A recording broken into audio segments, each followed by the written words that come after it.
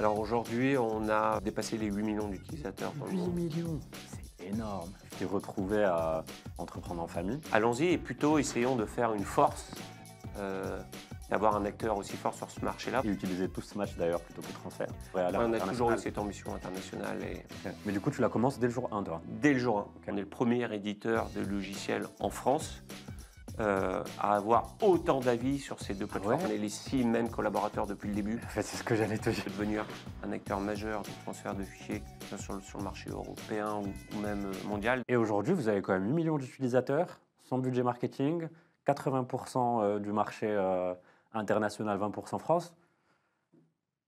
J'ai envie de dire, comment vous faites? Bienvenue sur le deuxième épisode de l'NBiz. Aujourd'hui, j'ai le plaisir d'accueillir Romaric de Smatch. Merci beaucoup, Romaric, d'être là.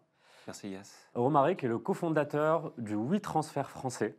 Et aujourd'hui, Romaric, c'est hyper intéressant parce qu'on va parler d'une histoire de David contre Goliath, parce que vous êtes lancé sur un marché qui est très concurrentiel, où du coup il y a WeTransfer, qui est quand même une très grosse boîte.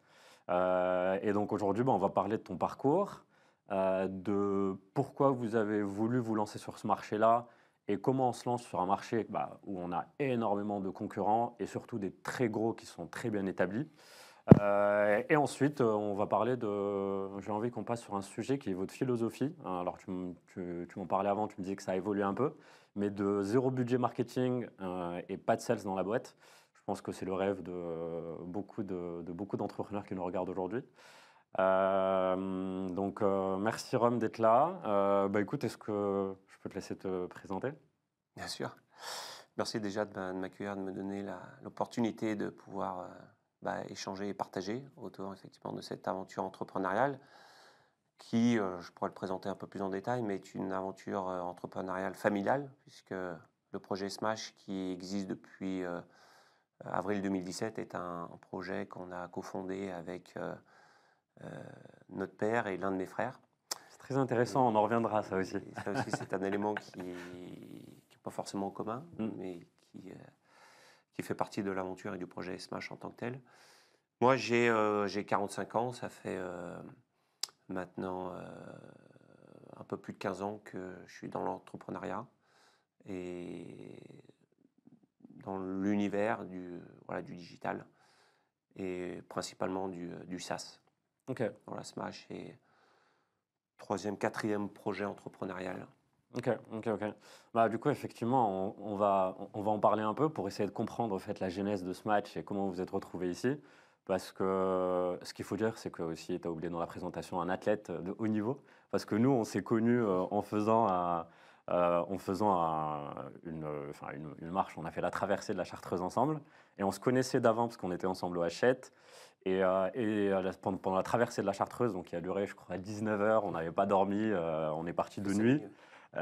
C'est là où effectivement tu as commencé à me parler de ton histoire et je trouvais ça hyper intéressant.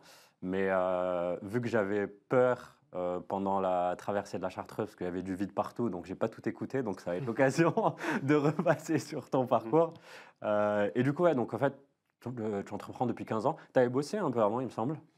Ouais, tout à fait. Après, j'ai toujours gravé dans l'univers du digital, ce qu'on appelait dans le passé le multimédia. C'est-à-dire que Ok. j'ai passé mon bac sur Lyon et je suis tout de suite parti faire mes études à Paris, où avait été créée la première école dédiée au multimédia, qui s'appelle toujours, je crois, l'Institut international du multimédia. C'est un Ok. Américain qui avait monté cette formation en 5 ans sur Paris, qui était très orientée sur les 2 premières années sur des contenus assez créatifs et artistiques autour de la 2D, de la 3D, du DVD. Et puis il y Ok. avait aussi un peu de web, un peu de développement. Enfin, c'était très multimédia au sens large. On touchait un peu à tout. On était accompagné par des professionnels qui étaient en fait des gens qui commençaient à exercer dans cet univers-là, parce que c'était dans les années 98. Et ensuite, c'était très orienté business pendant 3 ans.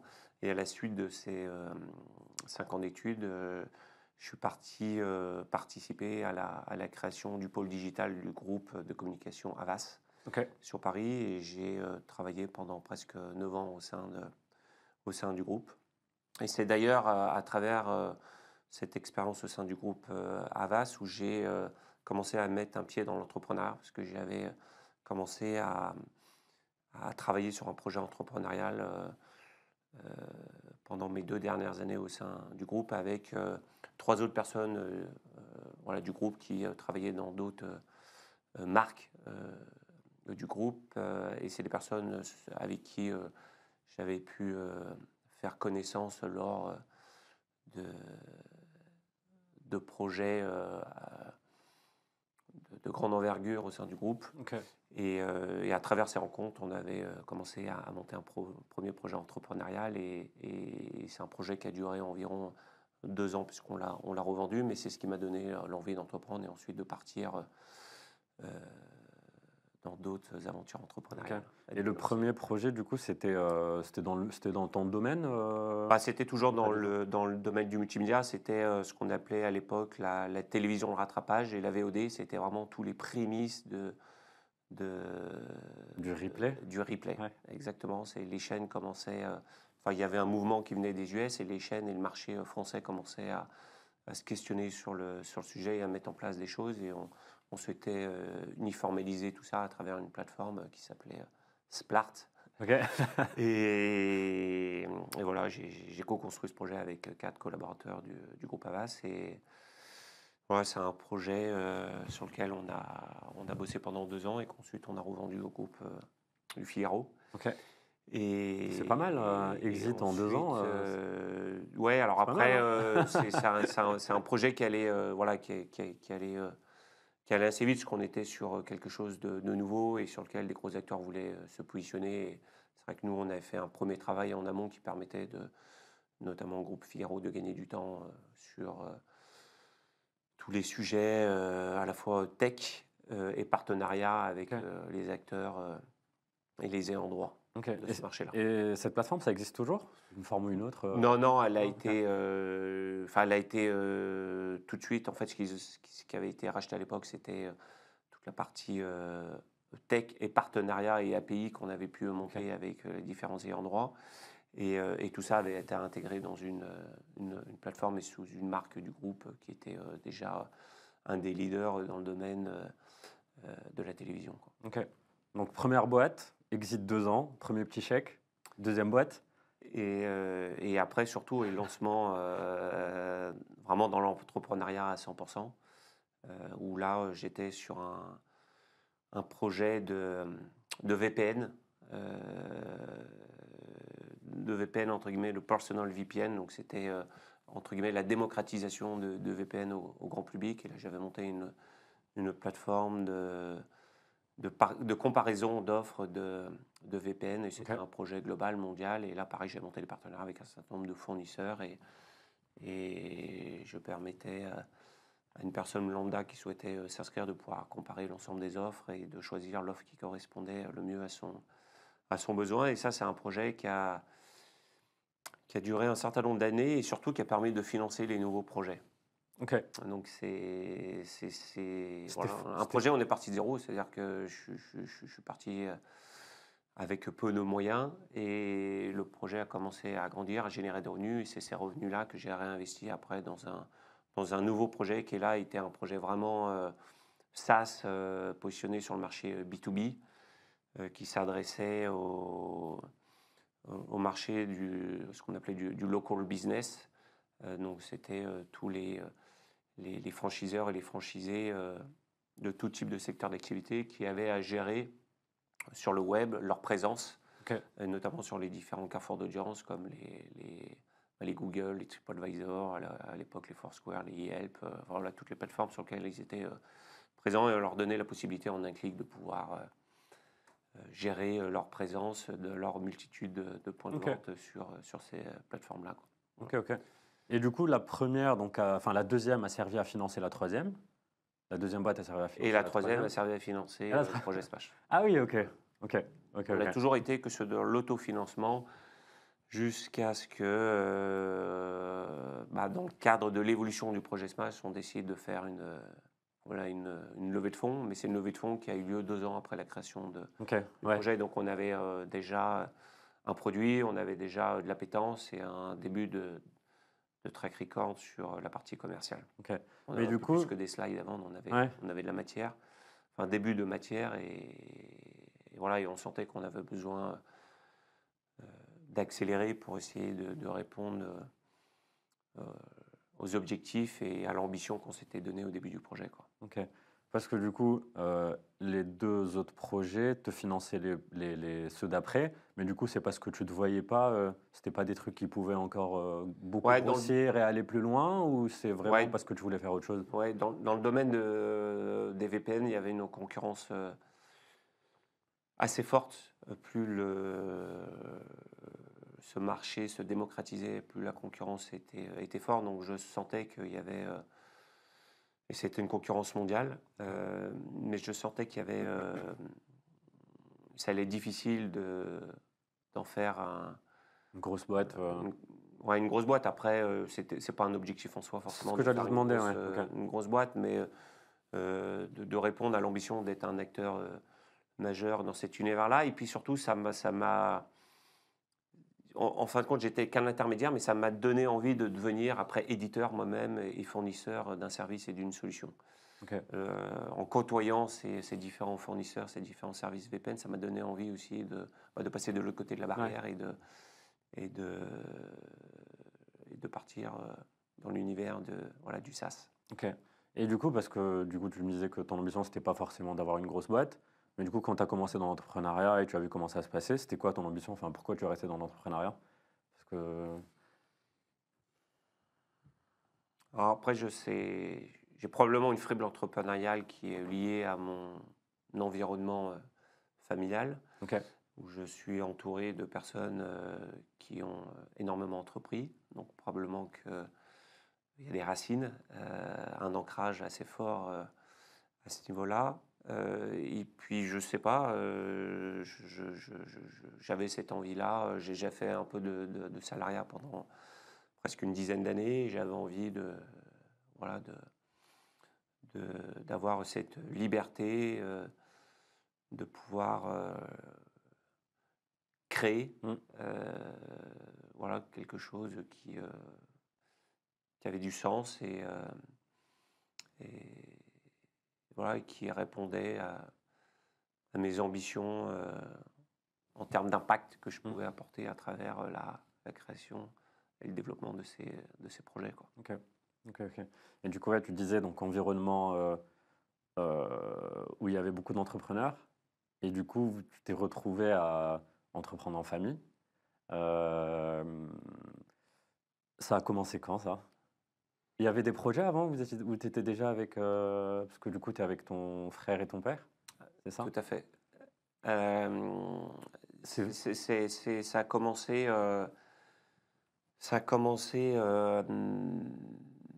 entre le deuxième et le troisième projet que j'ai entrepris, Ok. où j'ai mon dernier frère Rémi qui m'a rejoint dans l'aventure. Lui, on a 7 années d'écart. Lui est arrivé à la fin de ses études et Tu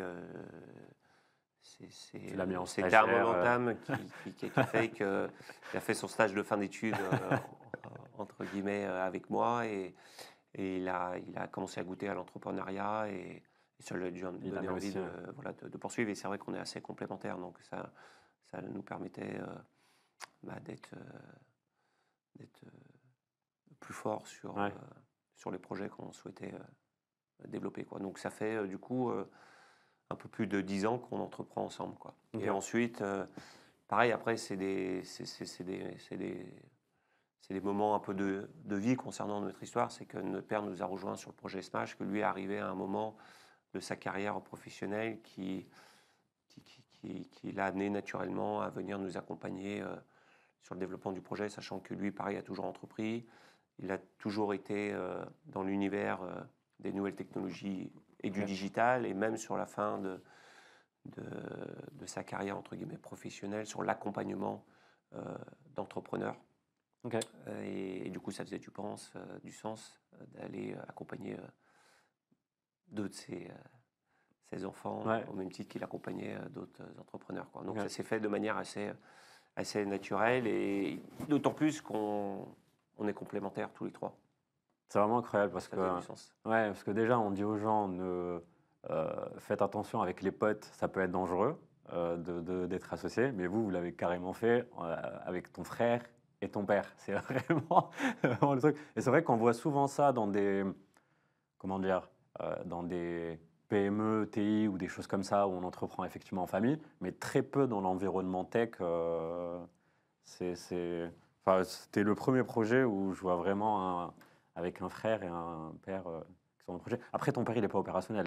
Il est vraiment là pour l'accompagnement. Ouais, alors il l'a été beaucoup sur la phase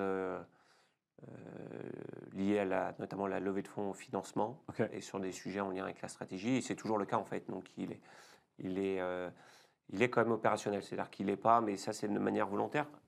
Les 2 premières années du projet, il était au quotidien dans les bureaux. Ok. Et post-levée de fonds, on a décidé d'avoir quelqu'un qui ait un peu du recul par rapport au projet. Et c'est donc papa qui est sorti vraiment de l'opérationnel au quotidien, mais il continue à travailler tous les jours sur le projet, mais plus sur des sujets qui sont en lien avec la finance et la stratégie. Ok. L'accompagnement un peu en transversal sur un certain nombre de sujets sur lesquels il partage, entre guillemets, son expérience, qui est enrichissante. Et surtout, ça permet d'avoir quelqu'un qui est en dehors des bureaux, du quotidien, et d'avoir un peu de recul. Et ça nous a semblé voilà, important d'avoir quelqu'un avec qui on fait un point une fois par mois en ayant du coup un peu plus de recul que ce que nous on peut avoir en ayant le nez un peu dans le guidon et dans des choses qui nous animent voilà, au quotidien et qui ne nous donnent pas forcément l'opportunité de prendre un peu de recul. Et ça, c'est quelque chose qu'on a mis en place et qui fonctionne assez bien et qui on estime a de la valeur. Et l'avantage d'avoir son père qui fait ça, c'est que je pense qu'il doit être très cash. Il prend pas quatre chemins pour vous dire les choses. Ouais, après, Du coup, ça va être pas mal. tout à fait. Et le fait qu'il ne soit pas dans l'opérationnel quotidien, Aussi, ouais. ça permet d'avoir un discours qui est peut-être un peu plus audible de sa part parce qu'il ne vit pas le quotidien que nous on vit. Après, il y a aussi une génération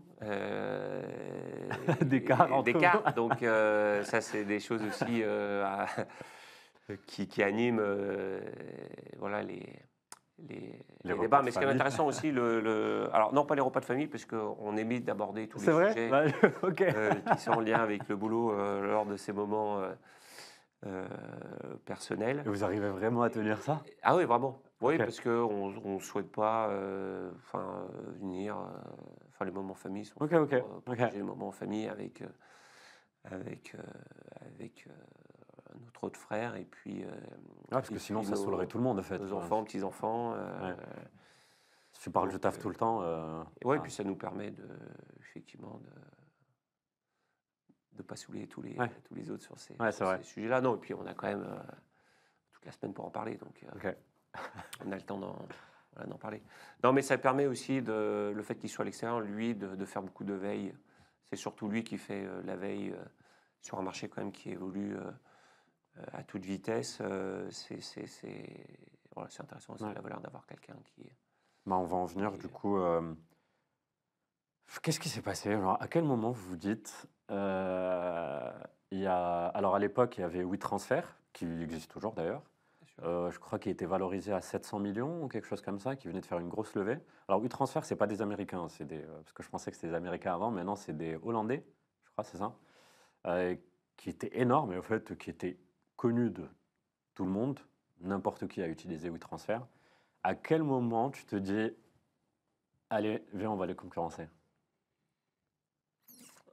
En fait, ça s'est pas vraiment fait comme ça. C'est-à-dire qu'on s'est plus dit, de par nos précédentes expériences professionnelles et même dans les premiers projets entrepreneuriat qu'on avait, on sentait qu'on avait des difficultés à échanger des fichiers volumineux avec les principaux acteurs de nos écosystèmes. Ok. Du coup, on s'est dit, bah, tiens, est-ce qu'on ne va pas développer un petit outil qui nous permettrait de facilement Ok. le faire et c'est là où on a vu qu'on avait quelque chose de simple mais qui fonctionnait assez bien. Et on s'est dit, pourquoi pas essayer d'en faire un projet à part entière.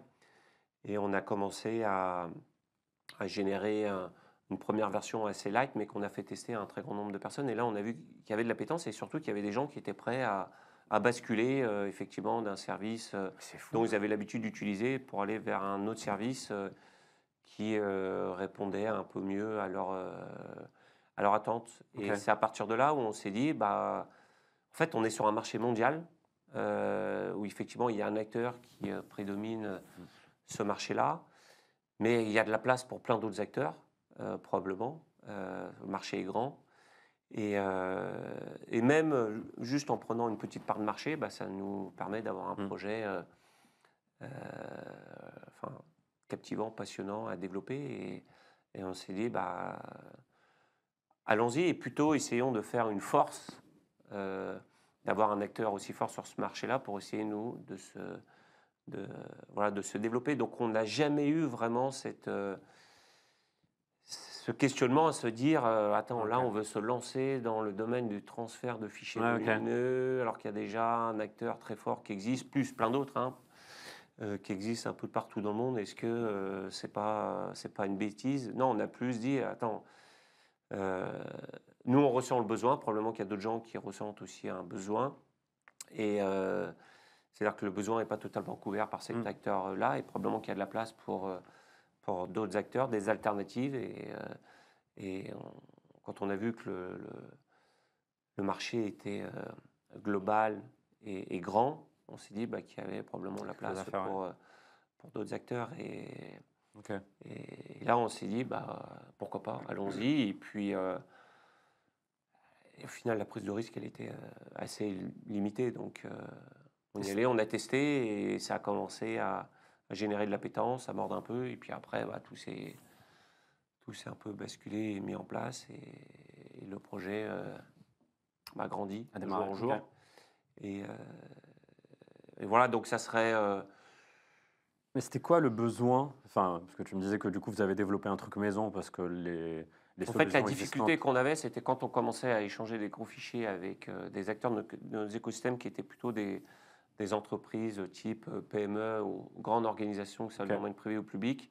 On était tous très souvent confrontés au fait que WeTransfer était perçu un peu comme le grand méchant loup, c'est-à-dire que pour la personne qui a besoin d'envoyer, c'est extrêmement simple d'usage et c'est un régal. Donc on y va, on dépose nos fichiers et hop, c'est parti. C'est assez performant, assez efficace, très simple. Et ça, ça a de la valeur pour l'utilisateur final qui, de par l'évolution des réseaux, l'évolution du marché qui fait qu'on produit de plus en plus de contenu et qu'on a de plus en plus besoin de partager ces contenus, on envoie des fichiers volumineux de temps en temps, tout dépend dans l'industrie dans laquelle on est, mais pratiquement autant qu'on envoie de mails par jour. Donc il faut quelque chose qui soit fluide, simple et qui fasse gagner en productivité et non pas l'inverse. Et du coup, c'est vrai que les collaborateurs de ces entreprises ou les acteurs de leur écosystème ont plutôt tendance à aller vers des choses simples et efficaces. Mais la difficulté, c'est que très souvent en face, ces PME, ETI ou grandes organisations, elles étaient amenées à interdire l'usage de ces services-là et de bloquer l'accès assez loin au WeTransfer, puisqu'ils n'avaient pas en fait le contrôle de ce qui rentrait au sein de leur structure ou ce qui sortait de leur structure en termes de fichiers, notamment de propriété intellectuelle. Ok. Et à partir de là, on s'est dit, du coup, ça crée de la friction parce que on envoyait des fichiers à travers WeTransfer et là, on nous disait, non, désolé, on n'a pas le droit de les ouvrir, on ne peut pas les ouvrir, il faut utiliser d'autres services. Oui, mais quel autre service? Du coup, ça générait beaucoup de friction, de perte de temps. Et du coup, on s'est dit, on va essayer de développer un service qui répond à la fois aux problématiques des utilisateurs d'une manière aussi simple et efficace que WeTransfer, mais aussi au sein de cette même offre, de proposer des fonctionnalités qui répondent aux besoins des directions de ces entreprises en termes de contrôle des flux entrants et sortants.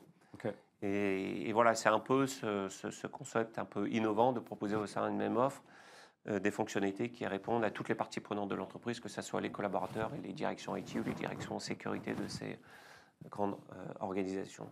Du coup, ce qui fait un peu la particularité de Smash, notamment dans l'univers du SaaS, c'est qu'on adresse à la fois les petits, mais aussi voilà, les grandes organisations. On adresse plusieurs typologies en fait d'utilisateurs au sein d'une même organisation ou au sein d'un voilà, d'un écosystème. Ok. Et c'est en fait à l'origine du projet ce constat qu'on a pu faire en se disant il y a un manque, il y a un peu deux mondes qui s'affrontent en permanence au sein d'une même organisation, entre les collaborateurs et la direction, et peut-être il y a quelque chose à combler. Ok. Voilà. Donc toi, ce que tu as apporté, c'est un peu la sécurité, en fait, pour les entreprises de pouvoir télécharger des fichiers, parce que je sais qu'à l'époque, effectivement, Alors on après, avait je ne des sais pas si problèmes on peut aussi. appeler ça sécurité, parce que nous, on considère que WeTransfer est extrêmement sécurisé. C'est Ok. une plateforme qui a plusieurs millions d'utilisateurs dans le monde, avec des flux par millions tous les jours qui transitent. Mais WeTransfer n'était pas du tout positionné sur ce marché entreprise, il ne cherchait pas à adresser ce marché-là, donc n'avait pas développé de fonctionnalités qui répondent aux besoins des personnes en charge de la sécurité au sein de ces entreprises. Et donc nous, ce qu'on a souhaité, c'est intégrer ces fonctionnalités-là au sein même de notre offre, qui intégrait aussi, entre guillemets, la brique WeTransfer. Donc pour résumer, en fait, on est à la fois concurrence frontale avec WeTransfer quand on adresse les petits pros qui ont besoin d'envoyer des fichiers, mais aussi on adresse, et là on n'est plus en concurrence avec WeTransfer, on est en concurrence avec d'autres éditeurs spécialisés dans l'envoi de fichiers volumineux sur un marché entre guillemets PME, ETI ou grandes entreprises et grandes organisations. Ok. Ouais, parce qu'effectivement, vous êtes en B2B, enfin, même un peu en B2C, parce que, je sais pas, j'ai n'importe quoi, un photographe qui a besoin d'envoyer des photos, bah, en fait, il peut aller sur Smatch. Et d'ailleurs, c'est gratuit. Enfin, moi, j'utilise Smatch et utilisais tous Smatch d'ailleurs plutôt que Transfert.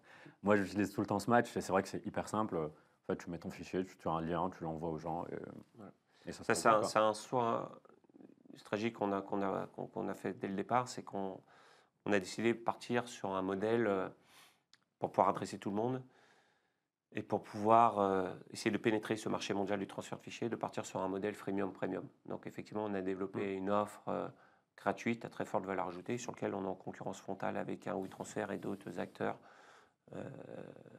dans le monde de manière localisée sur les différents continents. Et à côté de ça, on a développé des offres premium qui s'adressent à la fois aux pros, mais aussi aux PME, ETI, grandes organisations.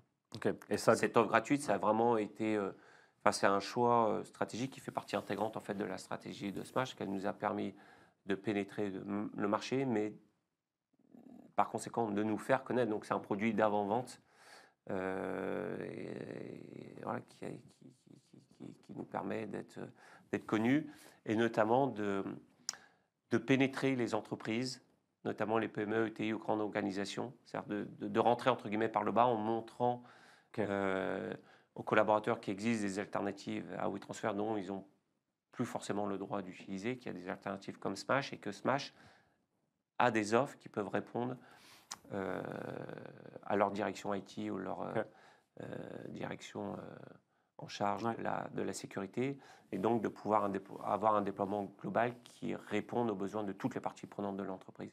Ça a été un peu ça notre stratégie initiale et qui est toujours, entre guillemets, notre stratégie de développement et de déploiement de la marque Smash. C'est hyper intéressant. Premium.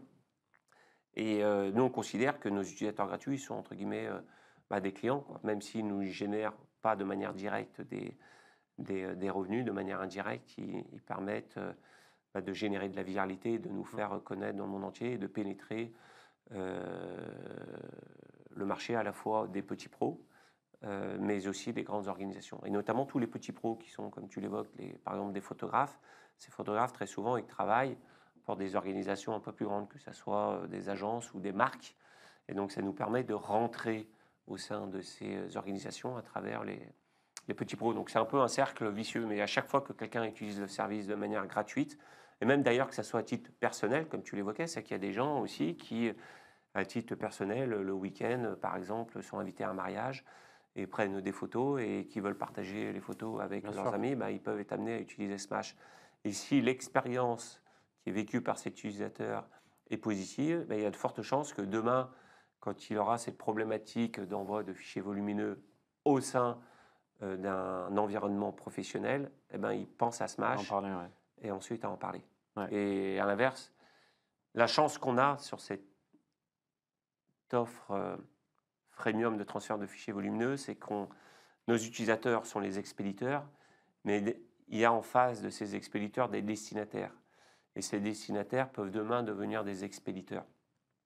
Donc on est sur un espèce de cercle vicieux qui fait que même un usage gratuit de la part d'un particulier qui envoie des photos de mariage à 50 personnes, il y a de fortes chances, alors c'est plus que de la chance parce que maintenant on arrive à le maîtriser, mais que sur les 50 personnes, il y en a au moins 5 qui, derrière, vont aller utiliser le service pour leurs propres besoins de fichiers Ok. volumineux. Ça, c'est un chiffre Donc que... ça génère... ça, c'est un des premiers chiffres qu'on a commencé à mesurer, Ah c'était ouais, de voir... ok.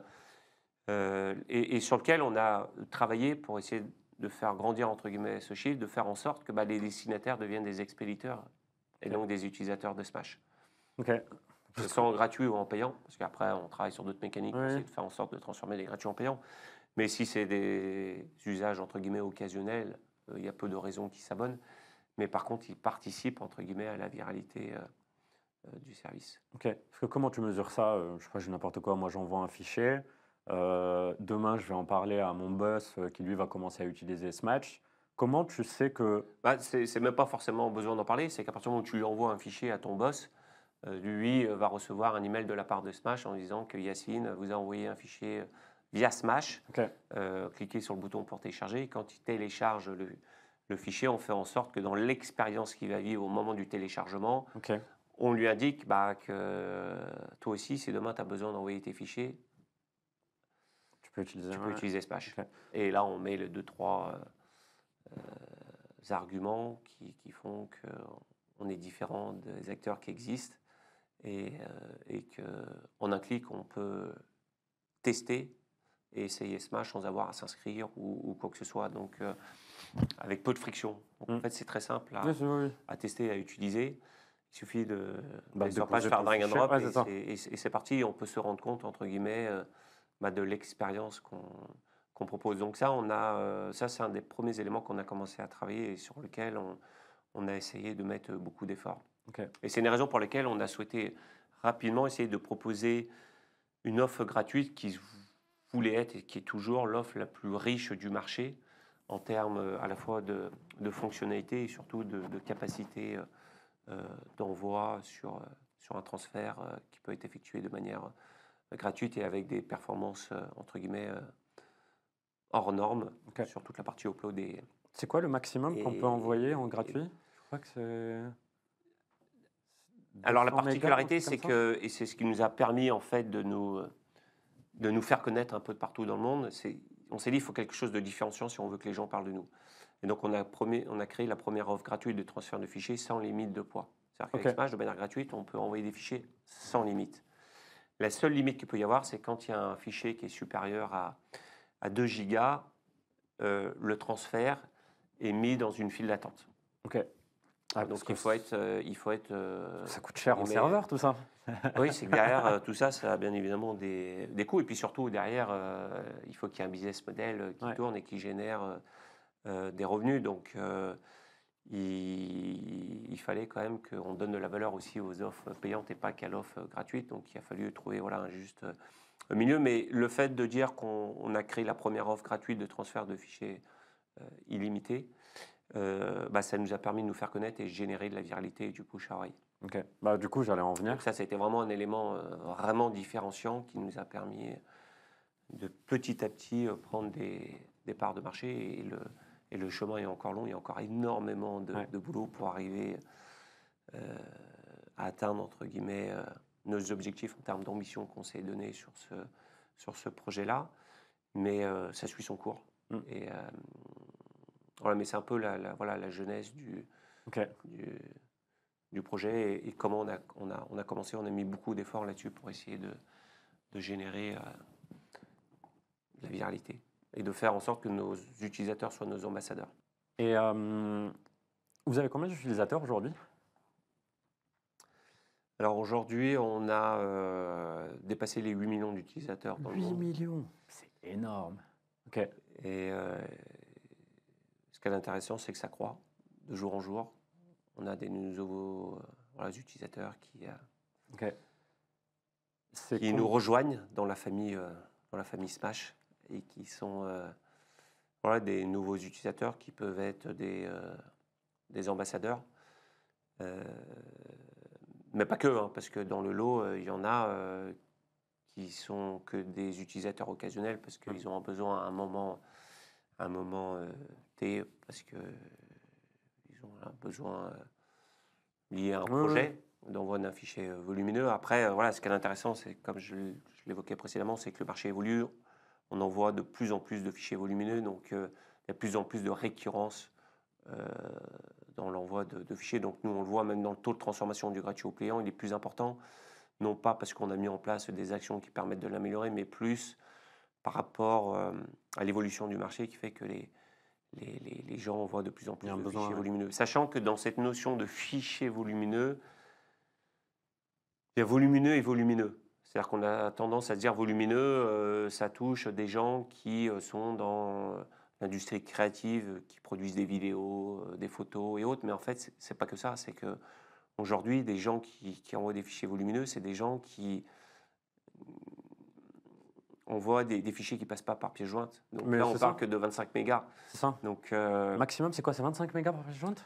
bah, Je ça crois que dépend après je des. crois je crois qu'il y en a même qui sont à 5 mégas, je crois, ou à 10 Tout à mégas, un fait, c'est truc comme que ça. ça dépend des clients mail Ouais, qui sont utilisés et ça dépend aussi des politiques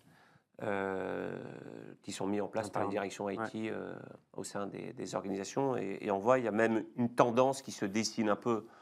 Alors, j'ai que de la visibilité entre guillemets sur le marché français concernant cette tendance, mais c'est qu'il y a de plus en plus d'entreprises qui ont tendance, et directions IT, à réduire le volume des pièces jointes qui peuvent être envoyées pour deux Ok. raisons, à la fois pour des raisons économiques, parce qu'ils sont partis d'un constat assez simple, hein, et peut-être que d'ailleurs aujourd'hui tu fais partie de ces typologies de personnes, c'est que beaucoup de gens utilisent leur boîte mail un peu comme leur boîte d'archives, c'est-à-dire qu'on sauvegarde, on sauvegarde, on sauvegarde nos mails, les pièces jointes associées aux mails, et on utilise beaucoup le moteur de recherche de nos clients mail pour aller rechercher des fichiers qui nous ont été envoyés par Exactement. tel et tel client, partenaire, fournisseur, prospect. Et donc ça, c'est un coût de stocker Ouais. à vie, notamment quand on est en charge d'une grande organisation, ben, on stocke pendant plusieurs années tout un tas d'archives, de mails et de pièces jointes. Et, euh, et donc les entreprises ont plutôt tendance à essayer de réduire ces capacités de stockage en interdisant de pouvoir envoyer ou recevoir plus de 10 mégas par exemple, même voire un peu moins. Et aussi, la deuxième raison pour laquelle ils font ça, c'est plus une raison, on va dire, qui est liée à la décarbonation numérique de l'entreprise à travers la mise en place de tout un d'actions qui tend à essayer de décarboner au maximum, Ouais. notamment tous les sujets en lien avec le numérique. Alors là, c'est un petit quick win hein, parce que ça ne représente pas grand-chose, mais c'est assez facile à mettre en place, d'arrêter de stocker ad vitam aeternam des fichiers et de plutôt les stocker de manière éphémère à travers des solutions comme Smash, qui vont stocker que pendant un certain nombre de jours des fichiers. Donc ça leur permet de plus avoir, de déléguer entre guillemets toute la partie stockage parce que du coup elle se fait c'est Smash et elle se fait que de manière éphémère, donc elle permet de réduire l'empreinte carbone. Et puis après, il y a un dernier élément aussi, c'est que c'est les questions de sécurité, c'est que bah, du coup les fichiers, ils sont plus stockés à vie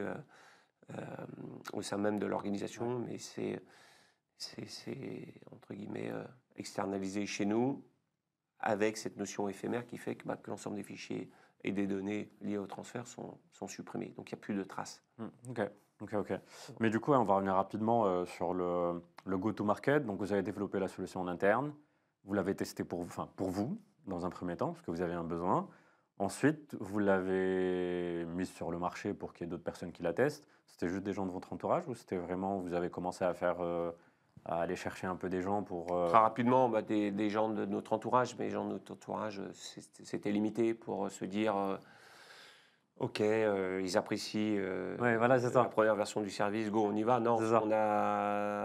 ce qu'on a fait, c'est que on a mis en place un peu on va dire une action de grosse marketing Ok. pour essayer d'adresser un plus grand nombre de ce qu'on pouvait appeler à l'époque des cœurs de cible, Ok. c'est-à-dire des gens qui étaient dans l'industrie créative et culturelle, en leur disant voilà, on a développé une alternative à WeTransfer qui fait ci, ça, vous pouvez la tester en même pas 2 minutes, il n'y a pas besoin de s'inscrire, il n'y a rien besoin de faire si ce n'est ouvrir le site, déposer son fichier et là découvrir l'expérience qui est proposée en termes de rapidité, de fiabilité et d'ergonomie et de simplicité d'utilisation du Ok. service. Et Mais vous êtes allé les chercher comment, ces gens-là? C'est que vous avez fait de la pub, vous avez fait du Google Ads, vous avez fait du non, phoning? Qu'est-ce vraiment que qu'à vous avez fait? travers, parce on n'avait pas le budget Ouais.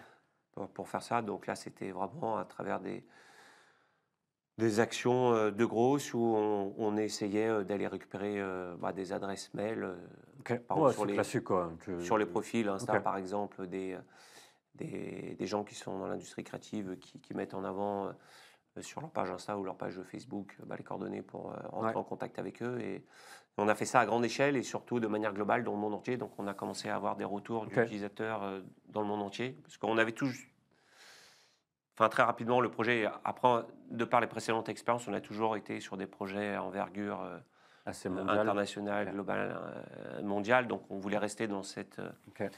philosophie-là. Et donc, ce qu'on voulait, c'était être sûr qu'il y avait de l'appétence dans le monde entier et pas uniquement sur le marché Ok. C'est hyper français. Ce intéressant. qu'il faut savoir, c'est que WeTransfer est une marque qui est très forte en France. Il me semble que ça a toujours été leur pays numéro un, ou en tout cas dans le top 3 dans le monde, mais dans d'autres pays où WeTransfer n'était pas aussi présent, il y avait d'autres acteurs qui existaient. Donc, on a besoin aussi de voir D'aller si sur les autres. Ouais. il y avait de l'appétence aussi dans les autres pays. Donc là, on a commencé à avoir tout un tas de retours d'utilisateurs qui nous ont encouragés à se lancer à Ok. fond dans le projet, quoi. C'est hyper intéressant parce que du coup, c'est vrai qu'on a tendance, quand on lance un projet, on va tester à côté de chez nous, euh, mais on teste jamais à un niveau mondial. Donc pour toi, la meilleure manière de tester un projet, c'est vraiment d'aller chercher un peu dans presque tous tes marchés potentiels, d'aller voir s'il y a un vrai besoin, plutôt que de juste se dire, bon, bah, je vais d'abord chercher en France pour me développer en France, et une fois que je serai bien développé en France, bah, à ce moment-là, je pourrais aller à On a toujours eu l'international. cette ambition internationale et Ok. Mais du coup, tu la commences dès le jour 1, toi. dès le jour 1. Ok. Dès le jour 1, on a commencé à aller récupérer effectivement par vertical métier des mails sur des plateformes comme Insta et Facebook. Et à partir de là, voilà, on a envoyé quelques mails et quelques mails dans toutes les langues, c'est-à-dire que voilà, en fonction des Bah oui, marchés oui, qu'on adressait dans toutes les langues, des mails très courts, on a invité les personnes à découvrir à et à tester. tester Ok. sans rien leur demander de plus, si ce n'est de tester et de nous faire un feedback Hmm. s'ils en avaient l'envie, quoi. Et Incroyable. on a fait ça sur du volume. Du coup, ça nous a permis d'avoir un nombre de retours très important. Et surtout, après, on a décidé de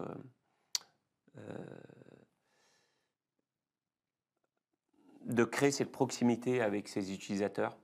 À partir du moment où on a commencé à avoir des retours, on les a tenus au courant de toute l'évolution du projet. On a un peu co-construit en fait le service par rapport à leurs retours pour essayer vraiment rapidement d'aller répondre aux besoins du marché pour essayer de faire en sorte qu'ils switchent Ok. notamment d'un acteur comme WeTransfer vers Smash. Ok. Et donc ça, c'est vraiment des choses qu'on a construit en échangeant Ouais, avec eux, mais que de manière virtuelle, parce que ces Oui, oui. personnes-là, on ne les connaît pas. Hmm. Vous avez fait du building public, mais avec vos premiers utilisateurs, quoi. Exactement. Ok. Ok. Ok. Et c'est des choses qu'on continue à faire. Ça fait partie maintenant de l'ADN propre de Smash, c'est qu'on a tout co-construit avec nos utilisateurs, sachant qu'on a segmenté la manière dont on a lancé sur le marché les différentes offres. C'est qu'on est parti que sur une offre freemium au début. Après, on a commencé à construire et à co-construire avec nos utilisateurs une offre pour adresser les pros. Après, les teams. Et après, donc les teams, c'est plus pour toucher les TPE, PME ou des équipes au sein de grandes organisations qui ont des besoins quotidiens d'envoi de fichiers volumineux. Et puis après, on a développé l'offre entreprise pour adresser de manière globale tout un tas d'organisations dans le domaine privé et public. Ok. Ok. Ok. Et du coup, donc vous avez commencé international dès le début. C'est quoi aujourd'hui votre proportion d'utilisateurs France-monde? Alors ça évolue, il y a une tendance qui se dessine. Si je résume, c'est qu'au début de l'aventure, on était sur du 80-20 Ok, sur les premières années. 80% de nos utilisateurs étaient en France et 20% à l'international. Et à date, c'est l'inverse. On a 20% de nos utilisateurs qui sont français et 80% qui sont dans le reste du monde. ok, c'est très beau. On a au numéro 2 les États-Unis, puis après, c'est le UK et on va dire l'Europe. Voilà. On a beaucoup Ok. d'utilisateurs en Italie, en Espagne, Donc premier marché, en c'est les Hollande. US. Après la France, oui. Après la France, ok. Ouais. Ok, ok. Et voilà, mais on reste tout petit encore, hein. On a C'est encore incroyable, un ouais. petit acteur, mais vu qu'on est sur un marché voilà, mondial, ça fait tout de suite des chiffres qui peuvent paraître gros, mais sur le marché sur lequel on est, on reste un petit acteur, mais bon, qui trace sa route et qui commence à faire de Smash un acteur qui commence à compter un petit peu. Et à être mondial. Parce que c'est vrai que vous avez un très. Alors, c'est pour ça que c'est hyper intéressant de t'inviter, parce que vous avez plein de spécificités chez Smash. Où vous ne faites pas de marketing payant. Enfin, en tout cas, ce que tu me disais depuis très longtemps, vous avez fait zéro marketing. Où vous vous êtes lancé dès le jour 1 à l'international sur un projet qui est presque du B2C. euh, et aujourd'hui, vous avez quand même 8 millions d'utilisateurs, sans budget marketing, 80% du marché international, 20% France. J'ai envie de dire, comment vous faites? Après, ça se fait de manière un peu naturelle. Bon, après, c'est quand même des choix stratégiques derrière qui ont été mis en place et des actions qu'on a mis en place. Mais voilà, c'est un peu l'opportunité qu'on a essayé de saisir. On est sur l'envoi de fichiers et les expéditeurs des destinataires. Il faut faire en sorte que les destinataires deviennent expéditeurs et petit à petit de monter une boule de neige. Et c'est ça sur lequel on a beaucoup travaillé au début et qui font qu'aujourd'hui, bah, voilà, on est sur une boule de neige qui grossit, qui grossit, qui grossit. Et l'objectif, c'est de la faire grossir euh, de plus en plus. Et Parce que son budget, zéro c'est budget peut-être. marketing, c'est plus tout à fait vrai aujourd'hui parce qu'on commence maintenant parce que déjà on a du budget, donc Ok. on peut aussi utiliser ce budget. C'est que quand on commence l'aventure, on a pratiquement pas de Oui, bien sûr. budget qui peut être alloué. Donc on est plus à essayer de trouver et à essayer d'être malin sur la mise en place voilà, d'actions qui peuvent générer du volume. Par contre, on a toujours été dans cette optique-là d'essayer de mettre en place des actions qui peuvent générer du volume et qui nous permettent d'avoir des retours concrets sur la valeur ou pas de l'action qu'on a mis en place en termes de résultats. Ok. Et donc c'est toujours voilà,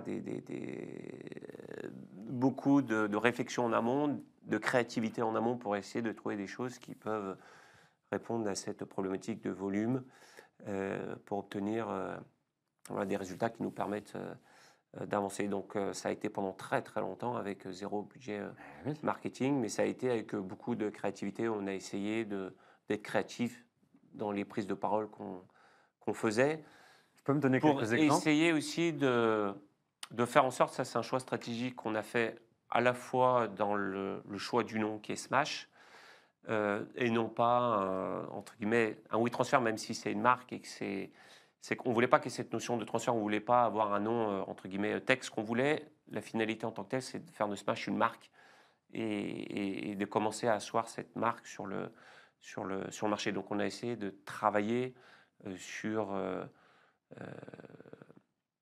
la création de cette marque et essayer de générer un peu de notoriété autour de cette marque qui est Smash. Donc on a essayé d'avoir voilà, des prises de parole qui nous permettent d'ancrer Smash dans la tête voilà, de nos utilisateurs.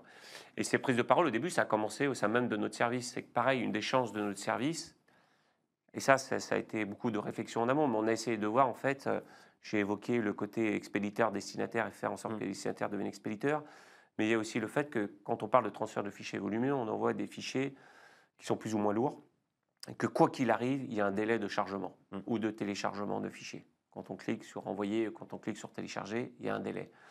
Et nous, et ça c'était assez innovant entre guillemets sur ce marché-là, on a essayé de créer une interface et une UX qui nous donne la possibilité de communiquer auprès des utilisateurs, soit des utilisateurs qui envoient des fichiers, soit des utilisateurs qui téléchargent les fichiers. Ok. Donc c'est profiter du temps imparti du chargement ou du téléchargement pour communiquer auprès d'eux. Et on s'est dit, bah, en fin de compte, cet utilitaire d'envoi de fichiers, il peut être un super canal de com. Et pourquoi pas le tester. Donc au début, on a commencé à prendre la parole pendant les temps de chargement et téléchargement, sachant qu'on s'est rendu compte que quand tu envoies un fichier, quand tu télécharges un fichier, tu n'es jamais là à attendre pendant 1 minute, 2 minutes, 3 minutes ou 1 heure que le fichier se charge. Tu lances et après tu pars. Mais au moment où tu lances, tu es toujours captif les premières secondes pour t'assurer que le chargement ou le téléchargement Ça s'est bien avance. enclenché. Voilà. Et c'est là, avec une prise de parole à travers des images ou de la vidéo, que tu peux capter l'utilisateur et après l'amener dans une histoire. Et c'est là où on a commencé à créer des contenus voilà, sympas et qui ont participé en fait à ancrer Smash dans la tête des utilisateurs et même de parler de nous à travers le bouche-oreille, non pas forcément sur le côté Smash est un super utilitaire pour envoyer des fichiers, mais plus sur Smash quand il communique. Bah, c'est sympa, ça participe Décalé. en fait à vivre une expérience qui est assez riche et qui est différenciante par rapport aux offres qui existent aujourd'hui sur le marché. Et d'ailleurs, ça a tellement bien marché que cette fonctionnalité, entre guillemets, de communication pendant les téléchargements et téléchargements, on l'a intégrée au sein même de nos offres payantes. C'est-à-dire qu'aujourd'hui, quand tu payes un abonnement pro ou un abonnement team ou entreprise, on a intégré une fonctionnalité d'ad servicing, entre guillemets, que tu peux très facilement administrer à travers ton compte. C'est-à-dire que tu peux créer des campagnes qui sont diffusées pendant les temps de chargement et téléchargement. Et ça a eu un succès de dingue. Ah, sympa. Ça veut dire que moi, je sais pas, je prends un abonnement, j'envoie des fichiers à mes clients, et au fait, je pourrais passer des publicités Exactement. de services, de produits auprès de mes clients comme ça. Exactement. Ah, super sympa. Ok. Exactement. Et ça a tout de suite marché. Alors, on en était convaincus parce que nous, on l'utilisait et on continue à l'utiliser énormément. J'en reviendrai après Ok. sur comment on l'utilise et ce que ça nous apporte. Mais aujourd'hui, nous, c'est pratiquement notre premier canal de communication, c'est notre produit. C'est fou. Voilà. Ok. Et donc, on a ouvert ça, entre guillemets, à nos clients. Et aujourd'hui, c'est devenu, pour un certain nombre de clients, un canal de com comme un autre. Alors, je ne dirais pas le premier, parce que quand on adresse, Oui, par exemple, bien les sûr. petits pros, il y a les réseaux sociaux. Mais on est devant le site Internet de ces professionnels. C'est que la personne est très focus La sur personne est le très fichier, focus. donc elle voit le message. Un professionnel qui est dans l'industrie créative, elle produit des contenus. Donc, elle a besoin de les échanger avec ses clients, ses partenaires, ses fournisseurs. De pouvoir mettre en avant ce qu'elle produit en termes de contenu pendant les temps de chargement et téléchargement, ça lui permet de présenter son, entre guillemets, son showreel ou les projets qu'elle a réalisés. Ça lui permet de relayer son actualité auprès d'acteurs qui ont de la valeur parce que c'est vraiment des gens qui sont captifs, Du métier, ouais. qui sont du métier et qui sont des gens avec qui ils ont des relations. Donc ça a énormément de valeur. Alors même que leur site internet qu'ils ont tous, il n'y a aucun de leurs clients, de leurs prospects qui va dessus. Aujourd'hui, les photographes qui ont des sites internet, le trafic est faible si derrière il n'y a pas, entre guillemets, de l'achat média pour drainer du trafic dessus. Or, aujourd'hui, ces acteurs-là ont peu de budget dédié à l'acquisition de trafic sur leur site internet.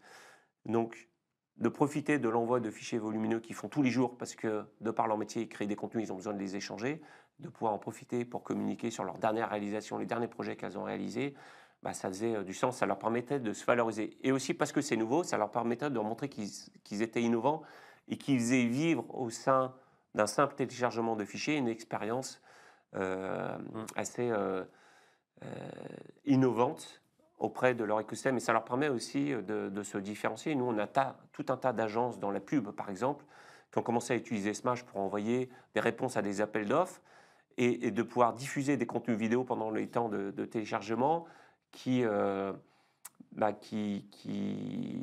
permettait de se différencier par rapport aux autres qui envoyaient leur réponse à l'appel d'offres par mail ou par d'autres plateformes.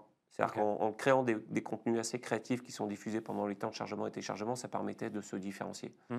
Ouais, par exemple, dans l'architecture, on a énormément, cette fonctionnalité a énormément chuté. On a énormément de cabinets d'architectes dans le monde. En France, on a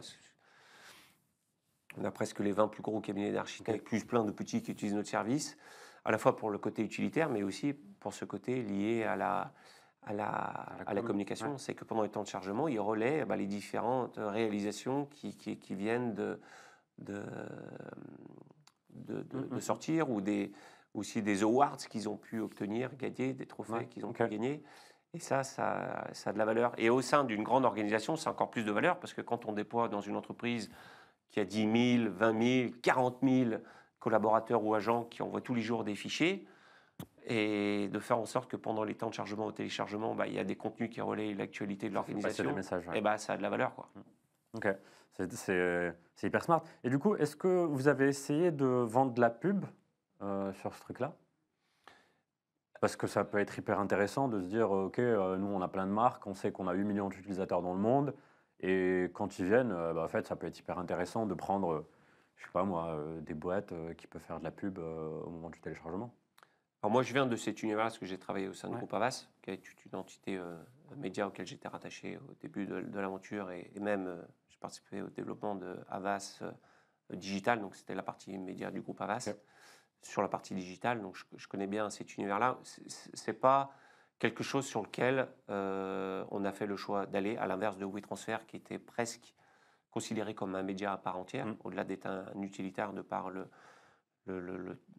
très grand nombre d'utilisateurs qu'il avait et l'interface qui donnait la part belle, entre guillemets, à l'annonceur qui pouvait être derrière. Nous, on a, après, peut-être parce que ça venait de nos précédentes expériences, mais on a fait le choix tout de suite de partir sur un modèle SaaS d'abonnement. Ok. Et donc, on n'a jamais voulu développer et, La partie média. et investir du temps et de l'énergie sur ce sujet-là. Mais, de par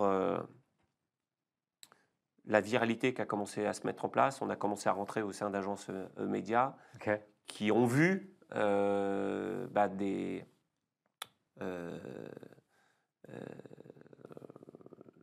de leurs partenaires, fournisseurs ou clients leur envoyer des fichiers à travers Smash et communiquer pendant les temps de chargement, qui se sont dit, mais attends, est-ce que ça pourrait pas être intéressant Un truc à à la fois faire, pour ouais. nous, mais aussi pour nos clients d'aller communiquer. Donc en fait, ça a plus été la démarche inverse, c'est qu'on a été approché par un certain nombre d'agences qui nous ont demandé si on n'avait pas une offre entre guillemets de sponsoring qui permettrait à certains de leurs clients de communiquer auprès de nos utilisateurs gratuits.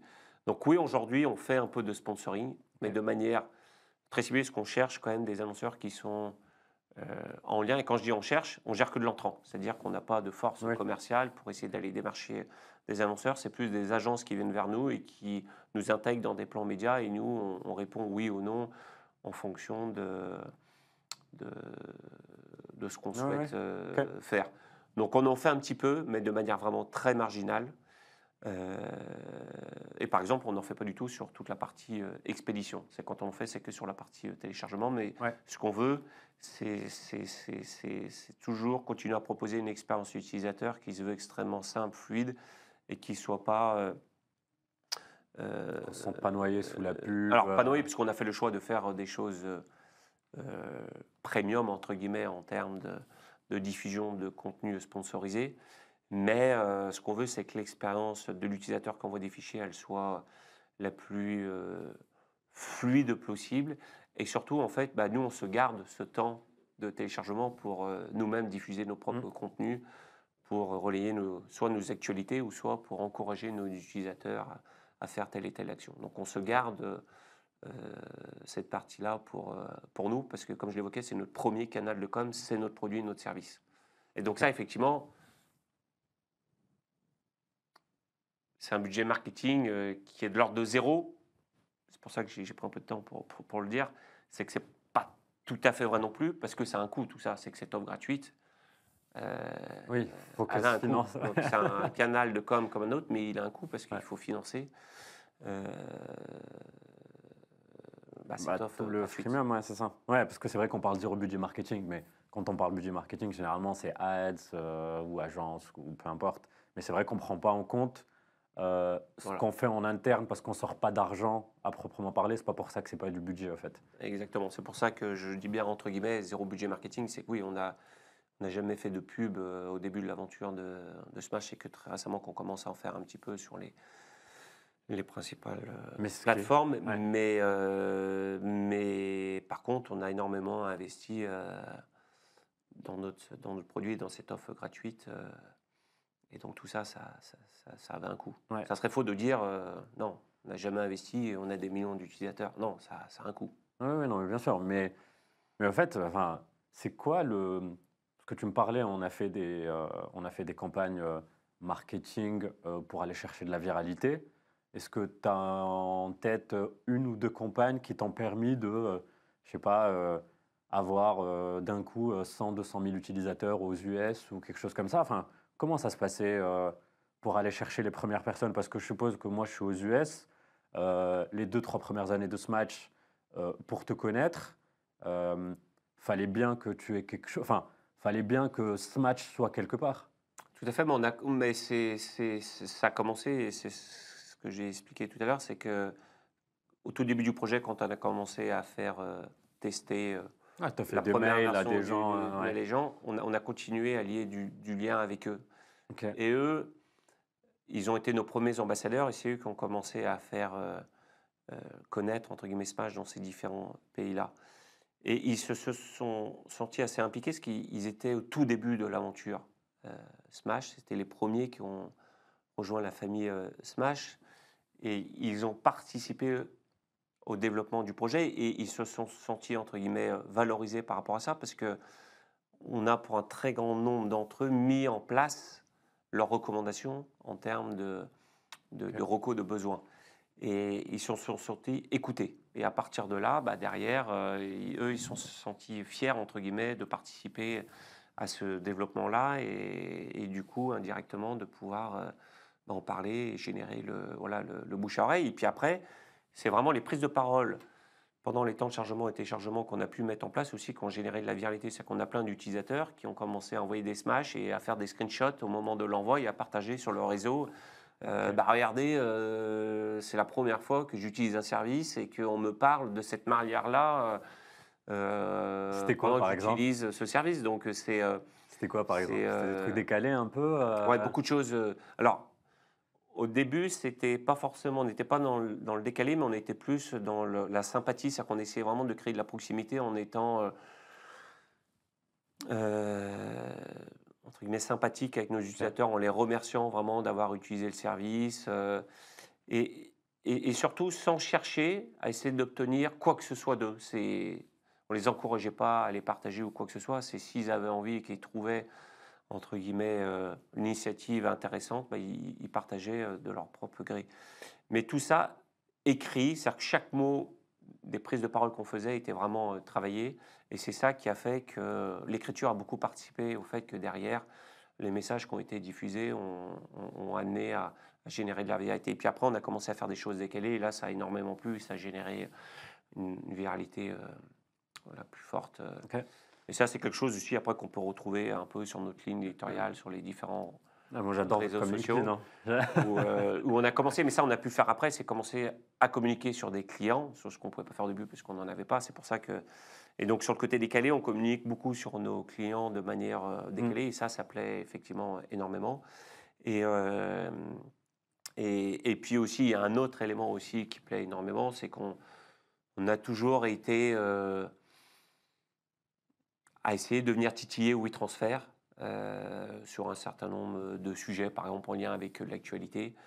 Donc on s'est un peu inspiré de ce que peuvent faire par exemple des McDo, Burger King, ce que peuvent faire des Coca, Pepsi ou ce genre de choses où on vient un peu titiller justement Le grand. le grand. Ouais. Et voilà, et ça, enfin, en fait, ce qui est génial, c'est qu'on prend beaucoup de plaisir à faire ça. Donc ça revient toujours à ce qu'on évoque depuis le début, c'est la créativité est un élément essentiel de, de notre quotidien et c'est ça qui nous anime et de voir que derrière, il y a des résultats et que ça plaît et que ça participe à générer de la viralité, c'est extrêmement intéressant. Après, voilà, on essaye de faire tout ça de manière bienveillante à chaque fois. avec des prises de parole qui, qui se veulent être voilà, honnêtes, authentiques. Et voilà, Mmh. Bah, vous l'êtes, hein. Enfin, moi, je ça connais plaît. votre Après, équipe. c'est pareil, c'est des petites actions qui, pareil, c'est encore le produit qui nous permet de nous faire connaître, mais demain, enfin, les personnes qui vont nous écouter ou nous regarder vont peut-être aller tester l'utilisation Mmh. de Smash. Bah, ils verront que 24 heures après leur premier usage, ils vont recevoir un mail de ma part les remerciant d'avoir utilisé et de rejoindre cette famille Smash. Mais ça s'arrête là, c'est-à-dire que c'est juste, j'envoie un mail à tous nos utilisateurs et au nom de mes associés, que je cite, hein, mon frère Rémi et notre père Olivier, de rejoindre. Et ça s'arrête là, on ne demande rien d'autre, mais juste l'envoi d'un message authentique, de sympathique, ça vient un peu créer de la proximité avec nos utilisateurs. Et ça a énormément de succès. J'arrive à le mesurer par le nombre de retours que j'ai. J'ai des centaines de retours tous les jours dans le monde entier de gens qui apprécient voilà, cette prise de parole et ce contact qui est noué avec l'un des fondateurs du projet. Ça crée vraiment de la proximité. Ça s'appelle donc c'est plein d'actions de ce type-là qui, en fin de compte, nécessitent pas à dépenser de l'argent sur des plateformes publicitaires. Ça demande à être créatif en amont et de voir dans quelle mesure l'outil et notre service peut nous permettre de générer de l'interaction et générer de la viralité, faire en sorte qu'on parle de nous. Et sans rien demander en contrepartie, quoi. C'est juste la manière dont on écrit, la sincérité qu'on met derrière l'ensemble des mots qu'on diffuse qui fait que ça marche. Et après, les gens le font avec plaisir, pour le coup. Du coup, ils vont parler de vous. Une partie d'entre eux, il y en a, voilà, mais vu qu'on commence à être sur un marché de volume, c'est plus comme avant, quoi. Mais Ok. c'est intéressant. Voilà. Et Au même titre, et ça c'est un autre élément qui est important, j'en reviens, mais c'est un élément concret. Ouais, en fait, je dis entre guillemets ce qu'on a testé et ce qui a marché et qui est peut-être après vraiment spécifique à notre univers qui est le service de transfert de fichiers sur un business freemium premium, mais on a vraiment essayé de pousser à fond. Voilà, on a une offre freemium qui commence à être utilisée par des centaines, des milliers et des centaines de milliers et millions d'utilisateurs. Comment on peut s'en servir comme étant un super canal de com? Et donc au-delà de ce que je viens d'évoquer, notamment pendant les temps de téléchargement, au-delà de parler à nos utilisateurs de manière sincère pour les remercier d'avoir utilisé le service ou de manière décalée ou d'aller titiller pour faire sourire un peu nos utilisateurs WeTransfer, c'est aussi pourquoi pas, s'ils ont apprécié l'expérience, d'aller diffuser leur amour pour Smash sur des plateformes type Trustpilot ou Google. Et ça, c'est quelque chose qu'on a mis en place et qui continue à perdurer, qui fait qu'aujourd'hui, on est le premier éditeur de logiciels en France à avoir autant d'avis sur ces deux plateformes-là. ok. Et avec une note de 4,9 sur 5, c'est-à-dire on a presque fait les 5. Sur combien d'avis? Vous avez combien d'avis aujourd'hui, tu sais? On est à peu près à 200 nouveaux avis jour. Voilà, qui sont des avis authentiques, qui sont des gens qui envoient leurs fichiers. Et du coup, le fait d'utiliser le temps de chargement, donc c'est pour ça que, comme je l'évoquais tout à l'heure, c'est que on a développé cette fonctionnalité, mais pas pour le plaisir. C'est-à-dire qu'on a vu que véritablement, c'était un canal de com qui marchait. C'est-à-dire que nous, je juste diffusé un contenu en disant si vous avez adoré votre expérience d'envoi de fichiers. D'ailleurs, c'est pas si vous avez, c'est aimé, c'est si vous aimez. Parce que ce contenu-là, on le diffuse pendant le temps de chargement. C'est-à-dire qu'on prend le risque que le transfert, il plante complètement et que derrière, les gens aillent se défouler sur nous. Ouais. Mais ce qu'on veut, c'est pas tronquer et truquer. On est vraiment dans le côté authentique et on laisse dire nos utilisateurs. Donc c'est vraiment pendant le temps de chargement. Mais parce qu'on a tellement bossé en amont pour faire en sorte que le service il soit extrêmement performant, c'est qu'on est sûr, entre guillemets, de notre coup et que ça va bien se passer. Donc on prend le risque de diffuser une information en incitant l'utilisateur à aller déposer un avis sur une plateforme Trustpilot ou Google, par exemple. Du coup, j'ai regardé. Et 23 624 avis. voilà. Sachant que ça fait 6 mois qu'on a C'est- déposé, enfin qu'on a mis en place, par exemple, ce nouveau dispositif-là. J'ai jamais vu un SaaS avec autant d'avis. On est le premier en France, avec autant d'avis. Et on n'est pas loin d'être en France le premier service sur Trustpilot en termes de nombre d'avis et de moyenne des avis sur toute la partie, entre guillemets, Internet au sens large. C'est-à-dire qu'aujourd'hui, je crois qu'on est numéro 2 ou numéro 3, numéro 3 ou numéro 2 sur le classement, juste derrière un Free, par exemple. Voilà. Ok. Mais je pense qu'on ne va pas tarder à dépasser. Donc, euh, tout ça, ce qui est intéressant, c'est que ça nous permet d'être proche de nos utilisateurs. Voilà, de savoir comment on est perçu au quotidien par rapport aux évolutions qu'on apporte aux produits et aux services, et de voir que ça plaît, que ça plaît, que ça plaît. Et puis après, ça crée du contenu, et ce contenu-là, il a de la valeur. Il a de la valeur pour nous, pour l'interne, il a de la valeur auprès de l'externe aussi, parce que du coup, on l'expose, on met en avant qu'on a tant d'avis avec tant de moyenne, et que c'est des avis authentiques. Et ce n'est pas des avis qui datent d'il y a un an, c'est tous les jours, il y a des nouveaux avis. Et tu me dis 200 avis par jour. Et un autre élément important, et on ne peut pas avoir de certitude là-dessus, mais on pense que ça plaît énormément aux IA. Ce qui nous fait dire ça, c'est que tous les jours maintenant, on a des abonnés qui viennent des IA, Ok. le ChatGPT notamment, Ce qu'ils vont aller chercher qui met en sur place les des référals. forums, les trucs. Ben, exactement, ils vont chercher et on pense que pour ces IA qui viennent s'alimenter sur un certain nombre de sites, et notamment de sites d'avis, de voir un service comme Smash qui a des avis qui sont renouvelés tous les jours par des nouveaux utilisateurs dans le monde entier et qui nous valorisent en bien, derrière, j'ai envie de dire presque de manière naturelle, ils ont envie de nous mettre en avant quand quelqu'un a une problématique d'envoi de fichiers volumineux.